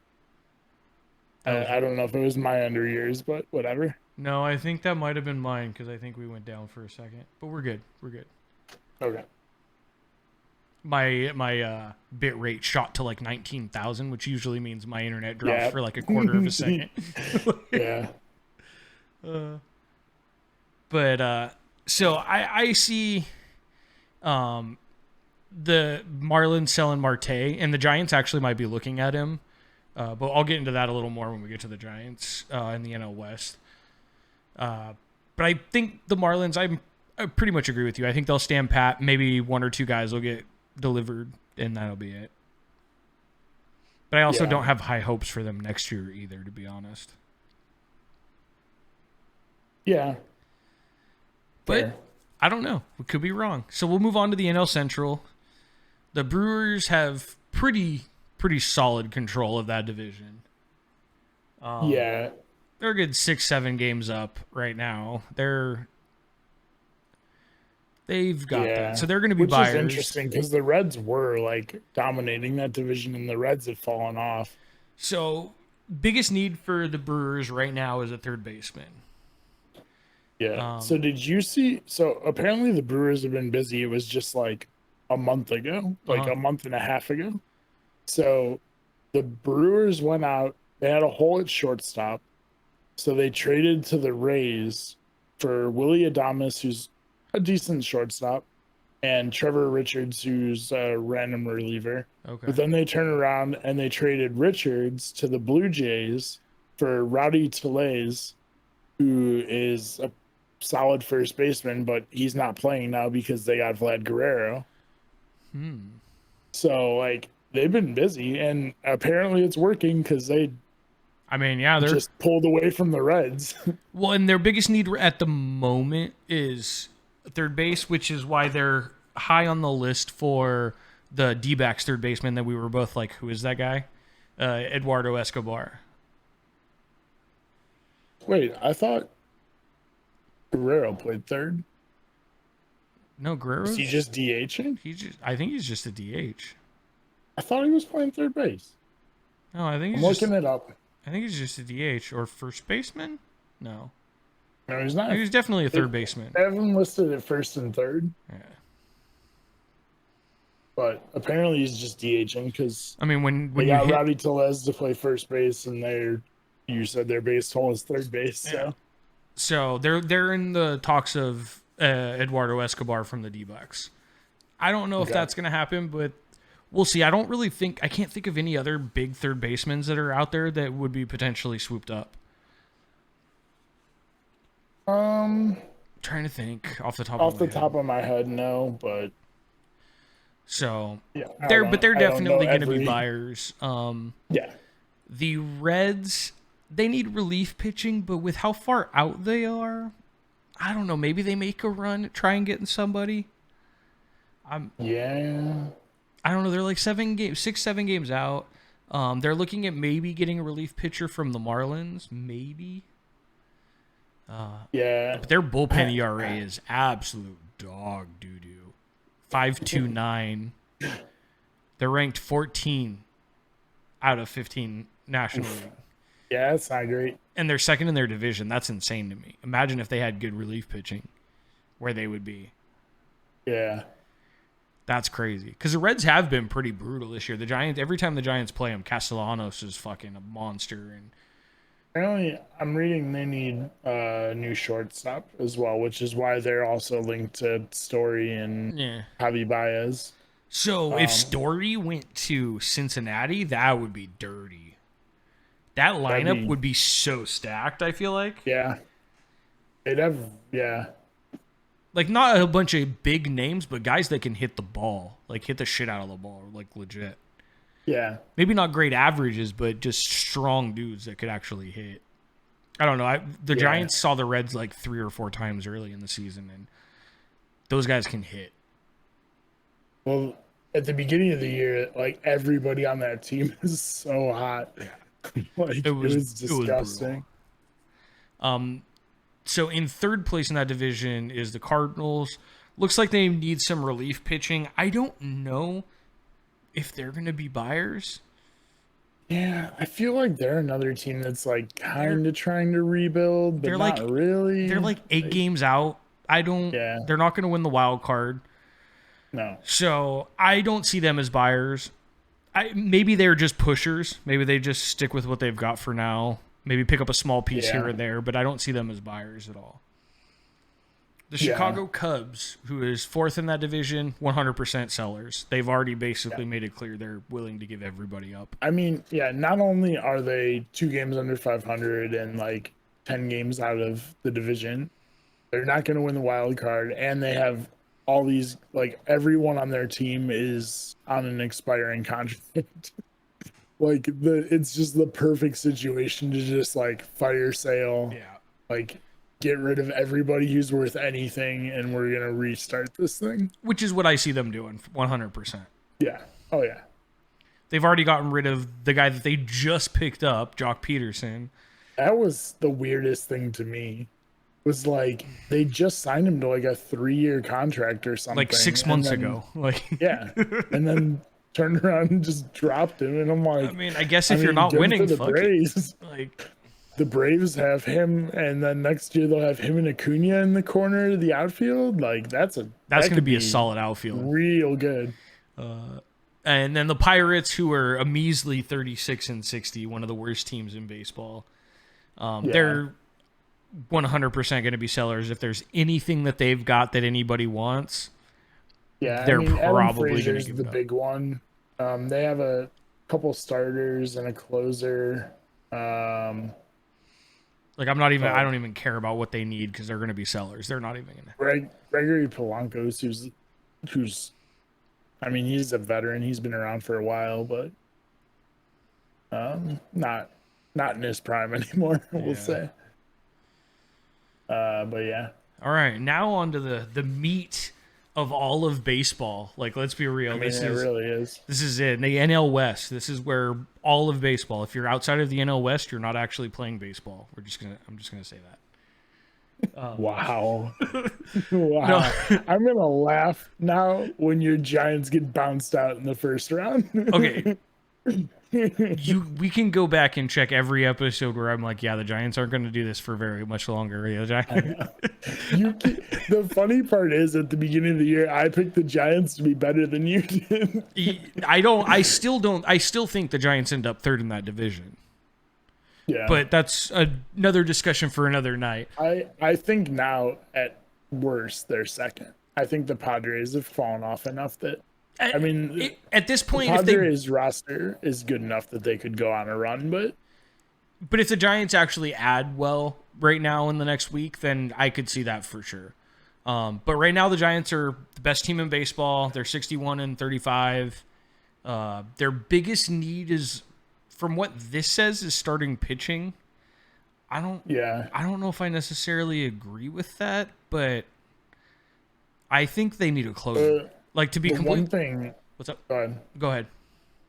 The one thing I'm reading says that the Giants have worked hard to rebuild their farm system, so they'll be reluctant to part ways with anybody. So, this is where earlier in the episode I said we'll get into this. Joey Bart, who is their heir apparent to Buster Posey, they've already kind of said that he's available on the market. Buster Posey? No.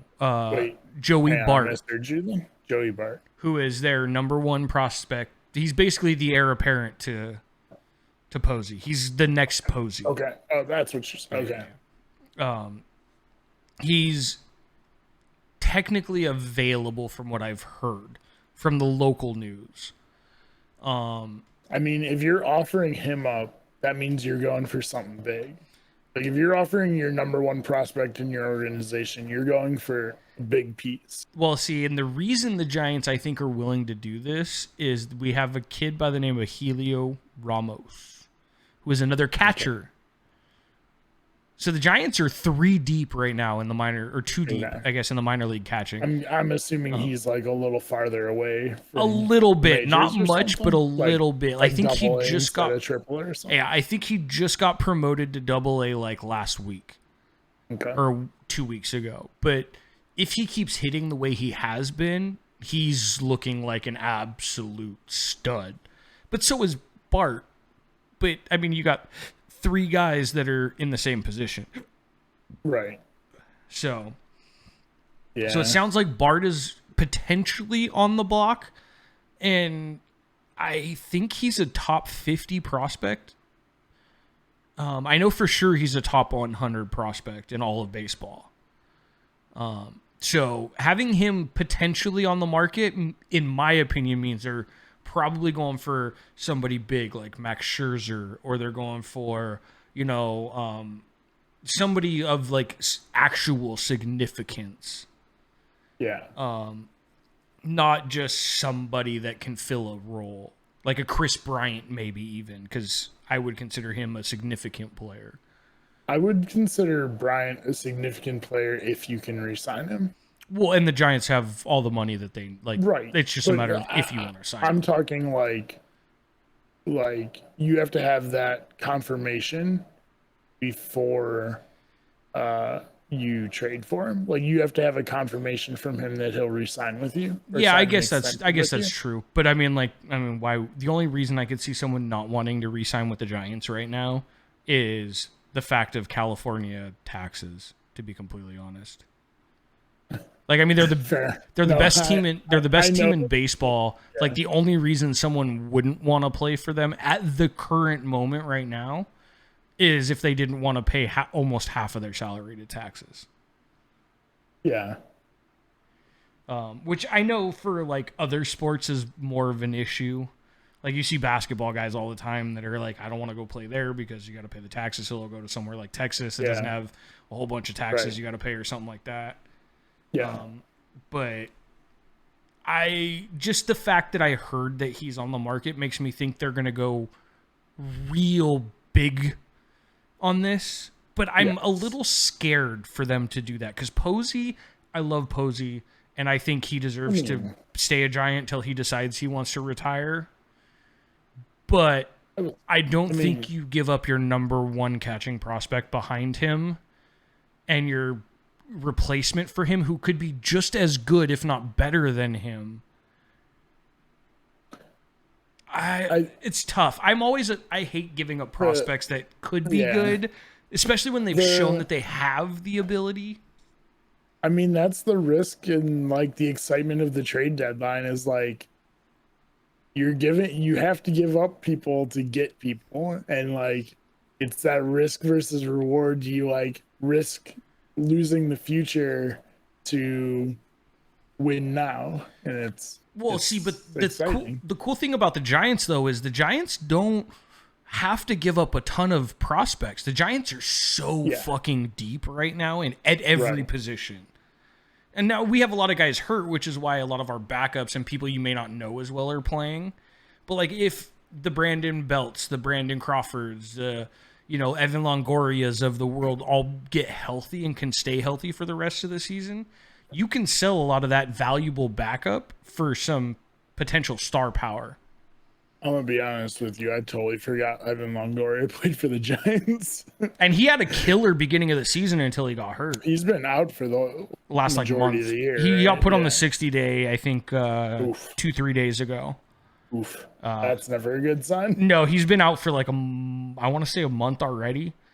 Yeah. So I don't know when he's coming back, which is a little worrisome because the guys that carried our team early are all literally on the injured list. Yeah. Everybody is. Whether it's the 60-day, the 30-day, the 14, I think is the other one. They're on one of the lists, which is a little worrisome, but they're 100% going to be buyers. It wouldn't surprise me to see them go after Max Scherzer, but it also wouldn't surprise me to see them go after a guy like Chris Bryant, who I really want them to go after. Yeah. So on to second place, who is really quick. Okay, yeah. Just because I talked about him and talked shit about Bryce Harper.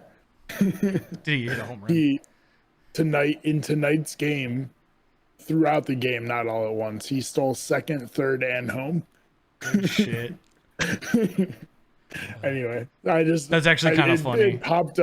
It popped up, and I was like, since I talk shit about him, I gotta give him. I need to cut that out. I forgot to cut that out. That's almost as good as my "Why is he in the All-Star game" home run moment. That was great. But second place in the NL West right now is the Dodgers, who are nipping at the heels of the Giants, who just won 3 of 4. Fucking let's go. Their biggest need, and mentioned it a little earlier, is starting pitching. So they're going to very much be in the Max Scherzer looks. They're going to be looking at a lot of guys. Mainly because like Bauer, who was their big guy they got, their Cy Young winner they just bought, is not playing. I don't know when he's going to come back. I don't think he's coming back to the Dodgers. I don't think there's any way they cut ties with him after the money they gave him. I think they do. Personally, I think they do. I'm pretty sure a good chunk of that money is guaranteed. Like, I doubt they cut him and have to pay all that for nothing. The only reason I think they do is how like strongly the front office for the Dodgers came out when this all happened. Like the guy was I don't know if it was like the GM or what, but someone came out and was from the Dodgers organization was like, yeah, this is not cool. We do not accept this. And was very much against everything that was going on. There has been some developments in that really quick. Like apparently he like offered up his text to the police and was like, hey, like this was all consensual and I have text to prove it. So like we'll see what happens, but I don't want to get into it right now, but yeah, so we'll see. But he might come back, he might not, but I doubt the Dodgers just cut ties with him.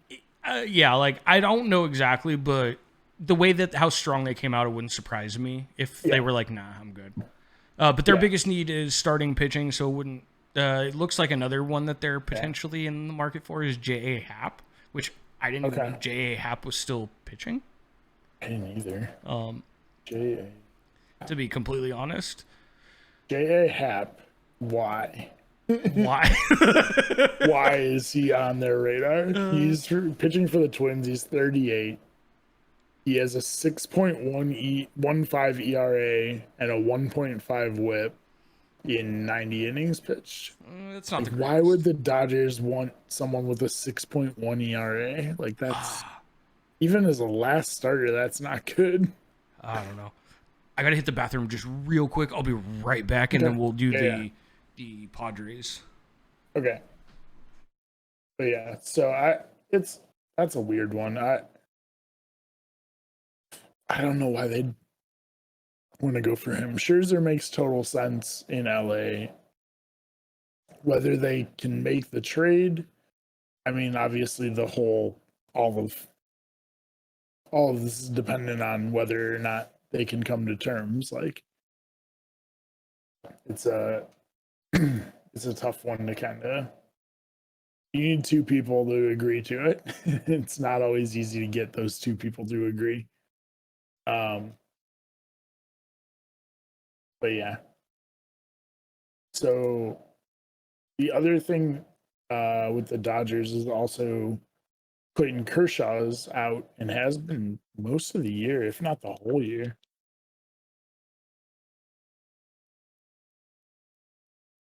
Oh yeah, I take that back. He actually pitched 18 games, so he must have. I thought he's been out all year. 3.3 ERA, so like, not Clayton Kershaw, but also Clayton Kershaw's a little older.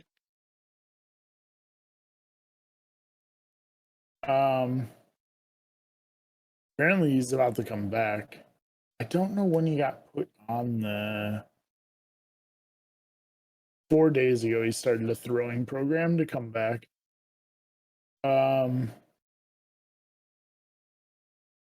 July 7th, he got put on the IL.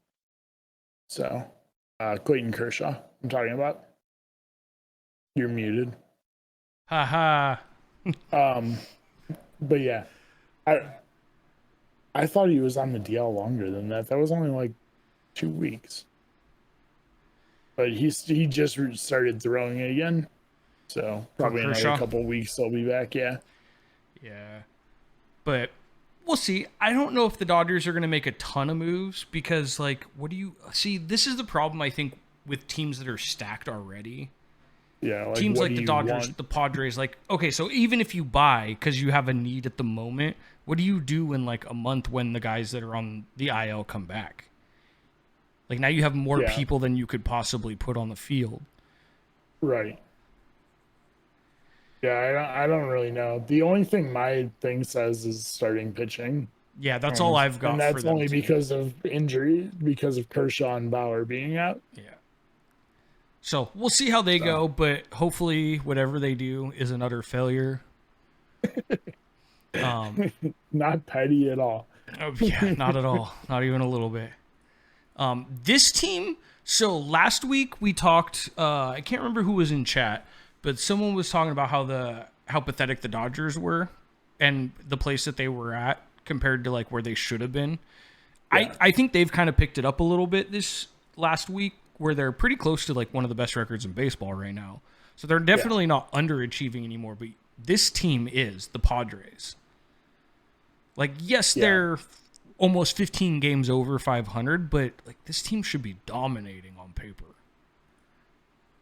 Yes. But ironically, their biggest need from what I'm seeing is also starting pitching. Yeah. And bullpen.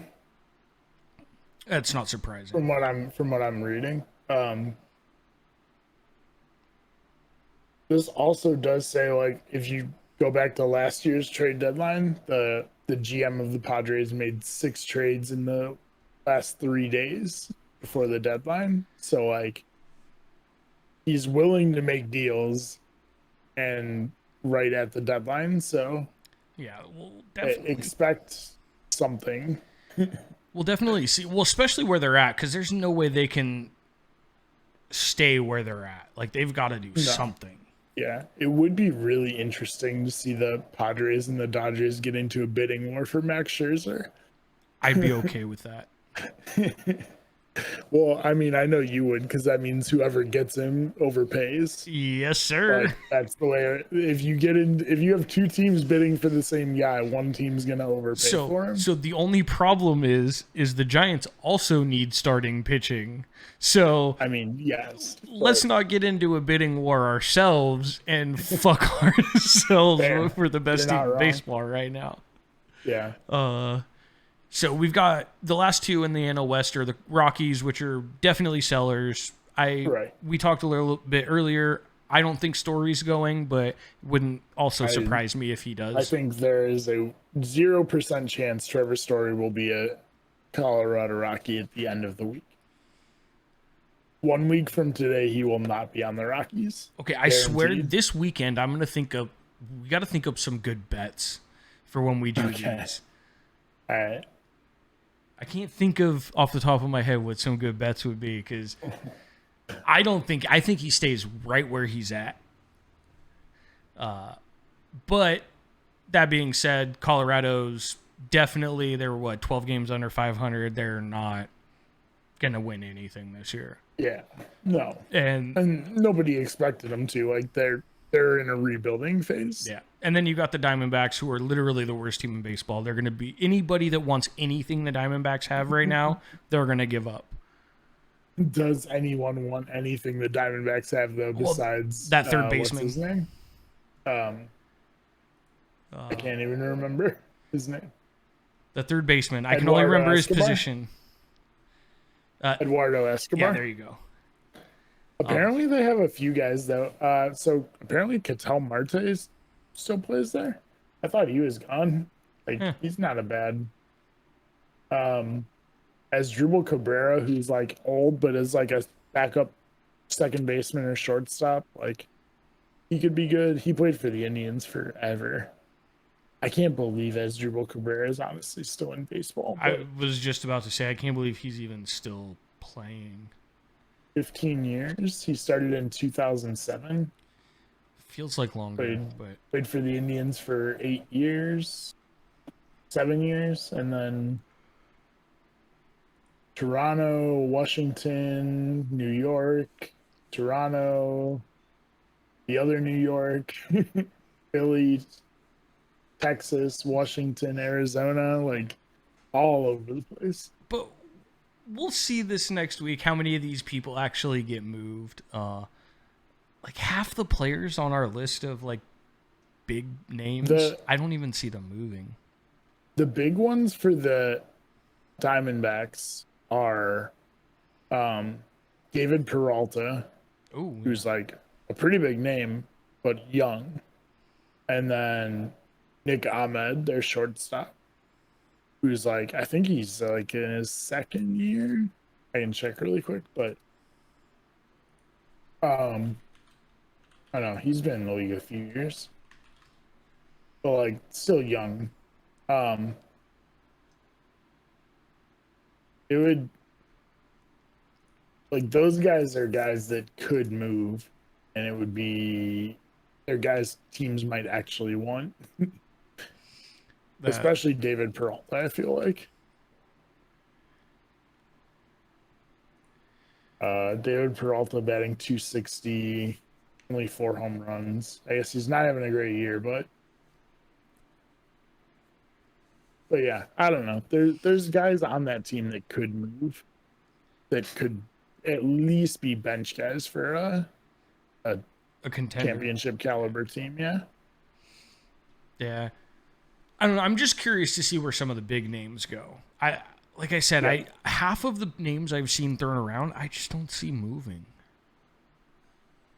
Javi Baez, I could see staying. The rest of the Cubs guys, I think are gone. I would agree with that. Trying to think. Trevor Story, I think, is gone. We disagree on that one. I think Max Scherzer stays. I think Scherzer's gone. And I think Gallo stays too.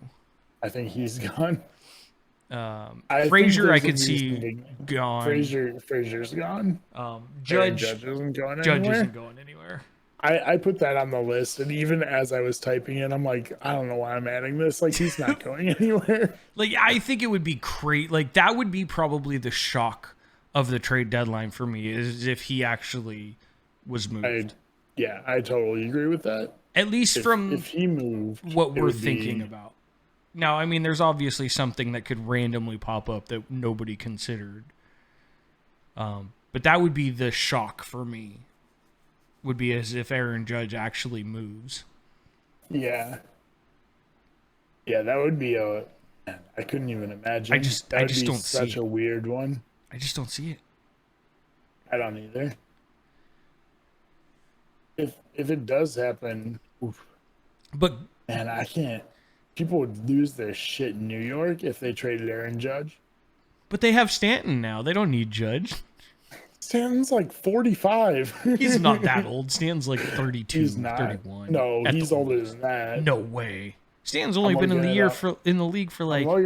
No, because he used to be Giancarlo or Mike Stanton in like the early 2000s. No, he has not been around that long. Yeah. You think Mike Stanton or Giancarlo Stanton's young? I didn't think he's that old. Giancarlo Stanton is... Okay, he's 31, but he's been in the league for 12 years. When he was with the Marlins, he used to be Mike Stanton. And then, like, his last year or two with the Marlins, he changed his name to Giancarlo. This dude was born in 89. That's only 32. Yeah. 30, well, he's 31. He'll be 32 this year in November. But he's been in the league for 12 years. Okay, he's always hurt. I genuinely didn't think he was that old, but like... Yeah. Well, that's because, like, he wasn't great. He's still not... All right, I think he's one of the most overrated players in baseball just because he crushes the ball so fucking hard when he hits it. Okay, so the week after... Okay, I got our next top 5. Okay. Most overrated players. We're gonna do a hybrid, not next week, because next week's gonna be our wrap-up of the trade deadline. What happened on the trade deadline. But the week after, I said we had another top 10. I just am changing whatever we had planned to top 5 overrated and top 5 underrated. So it's a top 10 list, but 5 overrated, 5 underrated. Okay, I like this. I think that's a great one. That way we hit both ends of the spectrum. You hit the guys you think are overrated and the guys you think are underrated. I like that. That's gonna be it. I'm all for it. And it'll give us 2 weeks to prep for it, so I think that'll be good. Yeah. Okay, I'm totally all about this. I won't go any more into it then. Yeah, we'll leave it at that for those. But anything with the trade deadline, anything else you can think of? I mean, I can't think of anybody who I'm like they need this and this is who would fit well. Yeah, it's I think we've pretty much covered everything, but it's going to be an interesting one because, like you said at the very top of this section, like we haven't seen this many all-stars who are potentially free agent or potentially trade targets in a while. Like I don't remember it. Yeah, they're well. I mean, and maybe they just are, and we just don't pay that much attention. Because I don't know about you, I don't pay a ton of attention to the trade deadline unless my team is like 100% in it. Yeah, I mean that's fair. Usually, I could care less about who's getting traded if I know my team isn't going to be buying anybody. Yeah, I mean I don't disagree with that. It's hard to pay attention. Well, because the Giants this year are going to 100% be sellers and buyers. I think they're going to be buyers, but I think they're going to get rid of a lot of their depth to get big names. Which I don't know if that's a good thing or a bad thing, because that's something I'm always a little nervous on. Like, what's better to have? More depth and a little less talent, or more talent and a little less depth? Yeah. Well, also, I don't know. It doesn't matter. It doesn't matter how much talent you have. I feel like chemistry is very important. I would agree. Like, in the middle of a season to trade away somebody who's like become friends with, your locker room and bring in somebody that like the guys probably know, but they're not like close with. At least for the most part, like it can mess up your locker room, and it's happened where like guys make a big teams make a big trade at the trade deadline, and like they just fall off. You're not wrong. The Giants, though, luckily have been really good about getting good locker room guys. Yeah, like getting guys that just kind of mesh well for the most part. Although I'm just looking at I just thinking in my head about the roster for the Giants right now and like how many guys are probably going to get traded. Yeah. Because like they just picked up Mike Tauchman from the Yankees at the beginning of the year. He's most likely gone at this trade deadline. Yeah. But he's a utility outfielder. If you're going to get rid of him, are you going to replace him with another utility outfielder, which has me hoping they go for Chris Bryant. Yeah. The trade. This is why I like the trade deadline stuff, because it could go. There's so much. Yeah. Well, next week's going to be more fun when we actually know where everyone ended up. Yeah. Next week, we will be live about 5 hours after the trade deadline ends. Something like that. I think it ends at 4 p.m. Eastern, and we go live at 9 Eastern. So. Yeah. So yeah. So we'll know about 5 hours after the deadline. We'll know. Sometimes there's those trades that like don't go through until after the trade deadline, but they've already been submitted. So like, hopefully everything is in and done by the time we go live, and we'll have all that. We'll have the full recap. We'll break it down, all the big names, all the random. I think it's gonna be people. Okay, so before next week happens, who do you think are going to be the biggest winners and losers of the trade deadline? Just from pure feeling, who do you think is going to make smart moves? Who do you think isn't? I would say the Mets, I think, will make a splash. And I think one of the NL West teams is going to make multiple moves. And I think only one of the 3 teams is going to go crazy. I don't know which one, but there's going to be one of those 3 teams is going to make like 3 trades. and the other two are going to get stuck with the leftovers. See, I don't know if I agree with that particular part. Because I think you're right in some aspect. I think that for the NL West at least, I think there's going to be one team that makes more moves than the rest. But I think between the Giants, Dodgers, and Padres, I think there's going to be a ton of moves made. Right. No, I'm not saying the other teams won't make moves. I'm saying there's one team who's going to get like 3 big names. Like they're going to make like huge splashes, and then the other two are going to get like, they're going to make moves, but they're going to be like role players. Like, so what you're saying is guys. The Giants are going to make even bigger moves because they're really, I mean, when you really look at it, they're the only team that can afford to take on more big names. I would say if I were to pick one of the 3, I would pick the Padres to make the crazy moves. Now, do they have the capital to do that? I don't know. See, but my thing is not do they have the capital, it's do they have the huevos? Do they have the balls to make those moves? I think they have to.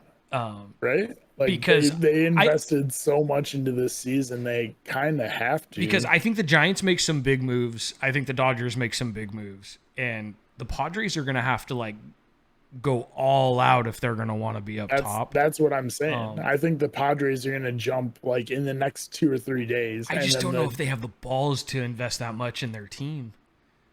I mean, we were just talking. They made 6 trades in the last 3 days of the deadline last year.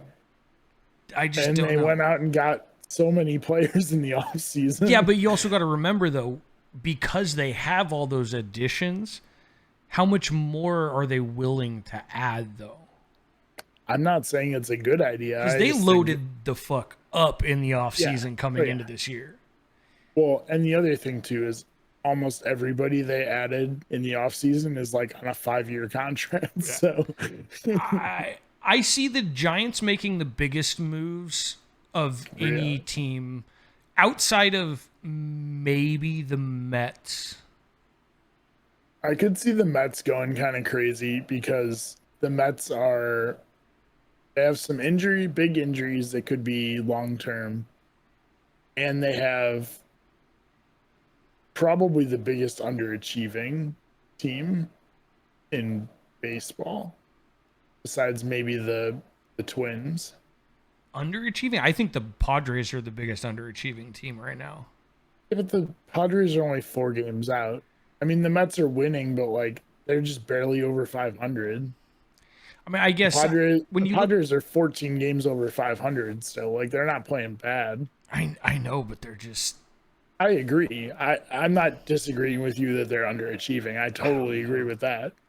I mean, you and me both picked them to win over 100 games this season. Well, and it's funny because you know the Padres and the Dodgers got to be looking up at the Giants like, bruh, what the fuck? Like, yeah. Like, you need to get back in your lane. Right. What the hell do you think you're doing? Like, this is our division for right now? Well, what is it? The Dodgers have won that division for, what, like 7 years in a row or something stupid like that? That sounds right. It's something dumb like 7 or 8 years in a row. It's absolutely fucking nuts. 9. Yeah. No, wait. I'm sorry. That was a win streak in this season. Oh. I was going to say, that sounds about right, though.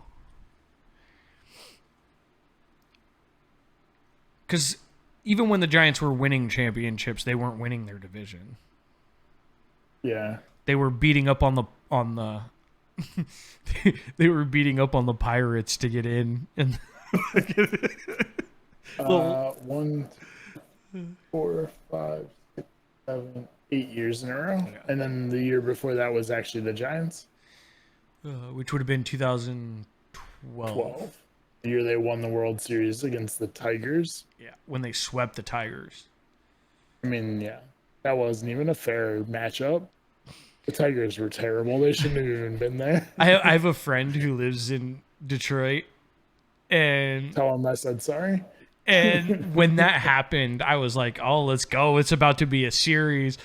And then after like the second game, I'm like, I'm sorry. And he's like, what? We're coming back. I'm like, no, you're not. There's World Series where a team is just shouldn't be there. Not even World Series, just championship series in general. It happens in basketball too. And it's one of those things where you just know after the first game, it's like, okay, we are not we're not on the same level here. Yeah, no, for sure. That was one where I was about as confident as I think I've ever been, like ever, on a World Series. Yeah. But, yeah. I'm pushing buttons that don't need to be pushed. All right. Anything else you want to throw in before we close out this one? This was a long one. All right. Thanks, everybody. We appreciate you coming in. If you're watching live at Bases and Brews, twitch.tv/Bases and Brews, we really appreciate you. Jump on over to our YouTube. Just search up Bases and Brews Podcast. We'll be on there. We upload all of our episodes that we record live up on there. Just be mindful. If you come and watch us live, we do have a little bit of after podcast talk and banter back and forth before we go ahead and actually end our live streams. So if you want to come in and kind of interact with us and have some fun, tell us we're stupid, whatever, come on in, twitch.tv/Bases and Brews, every Friday, 6 p.m. Pacific, 9 p.m. Eastern. If you're listening on Spotify, Google Podcast, Anchor, any other podcast services, we really appreciate you guys out there. If you're looking for more of a podcast, just listen to, you can go to any of those and search up Bases and Brews. We'll be on there. We will be back next week with our recap of the trade deadline.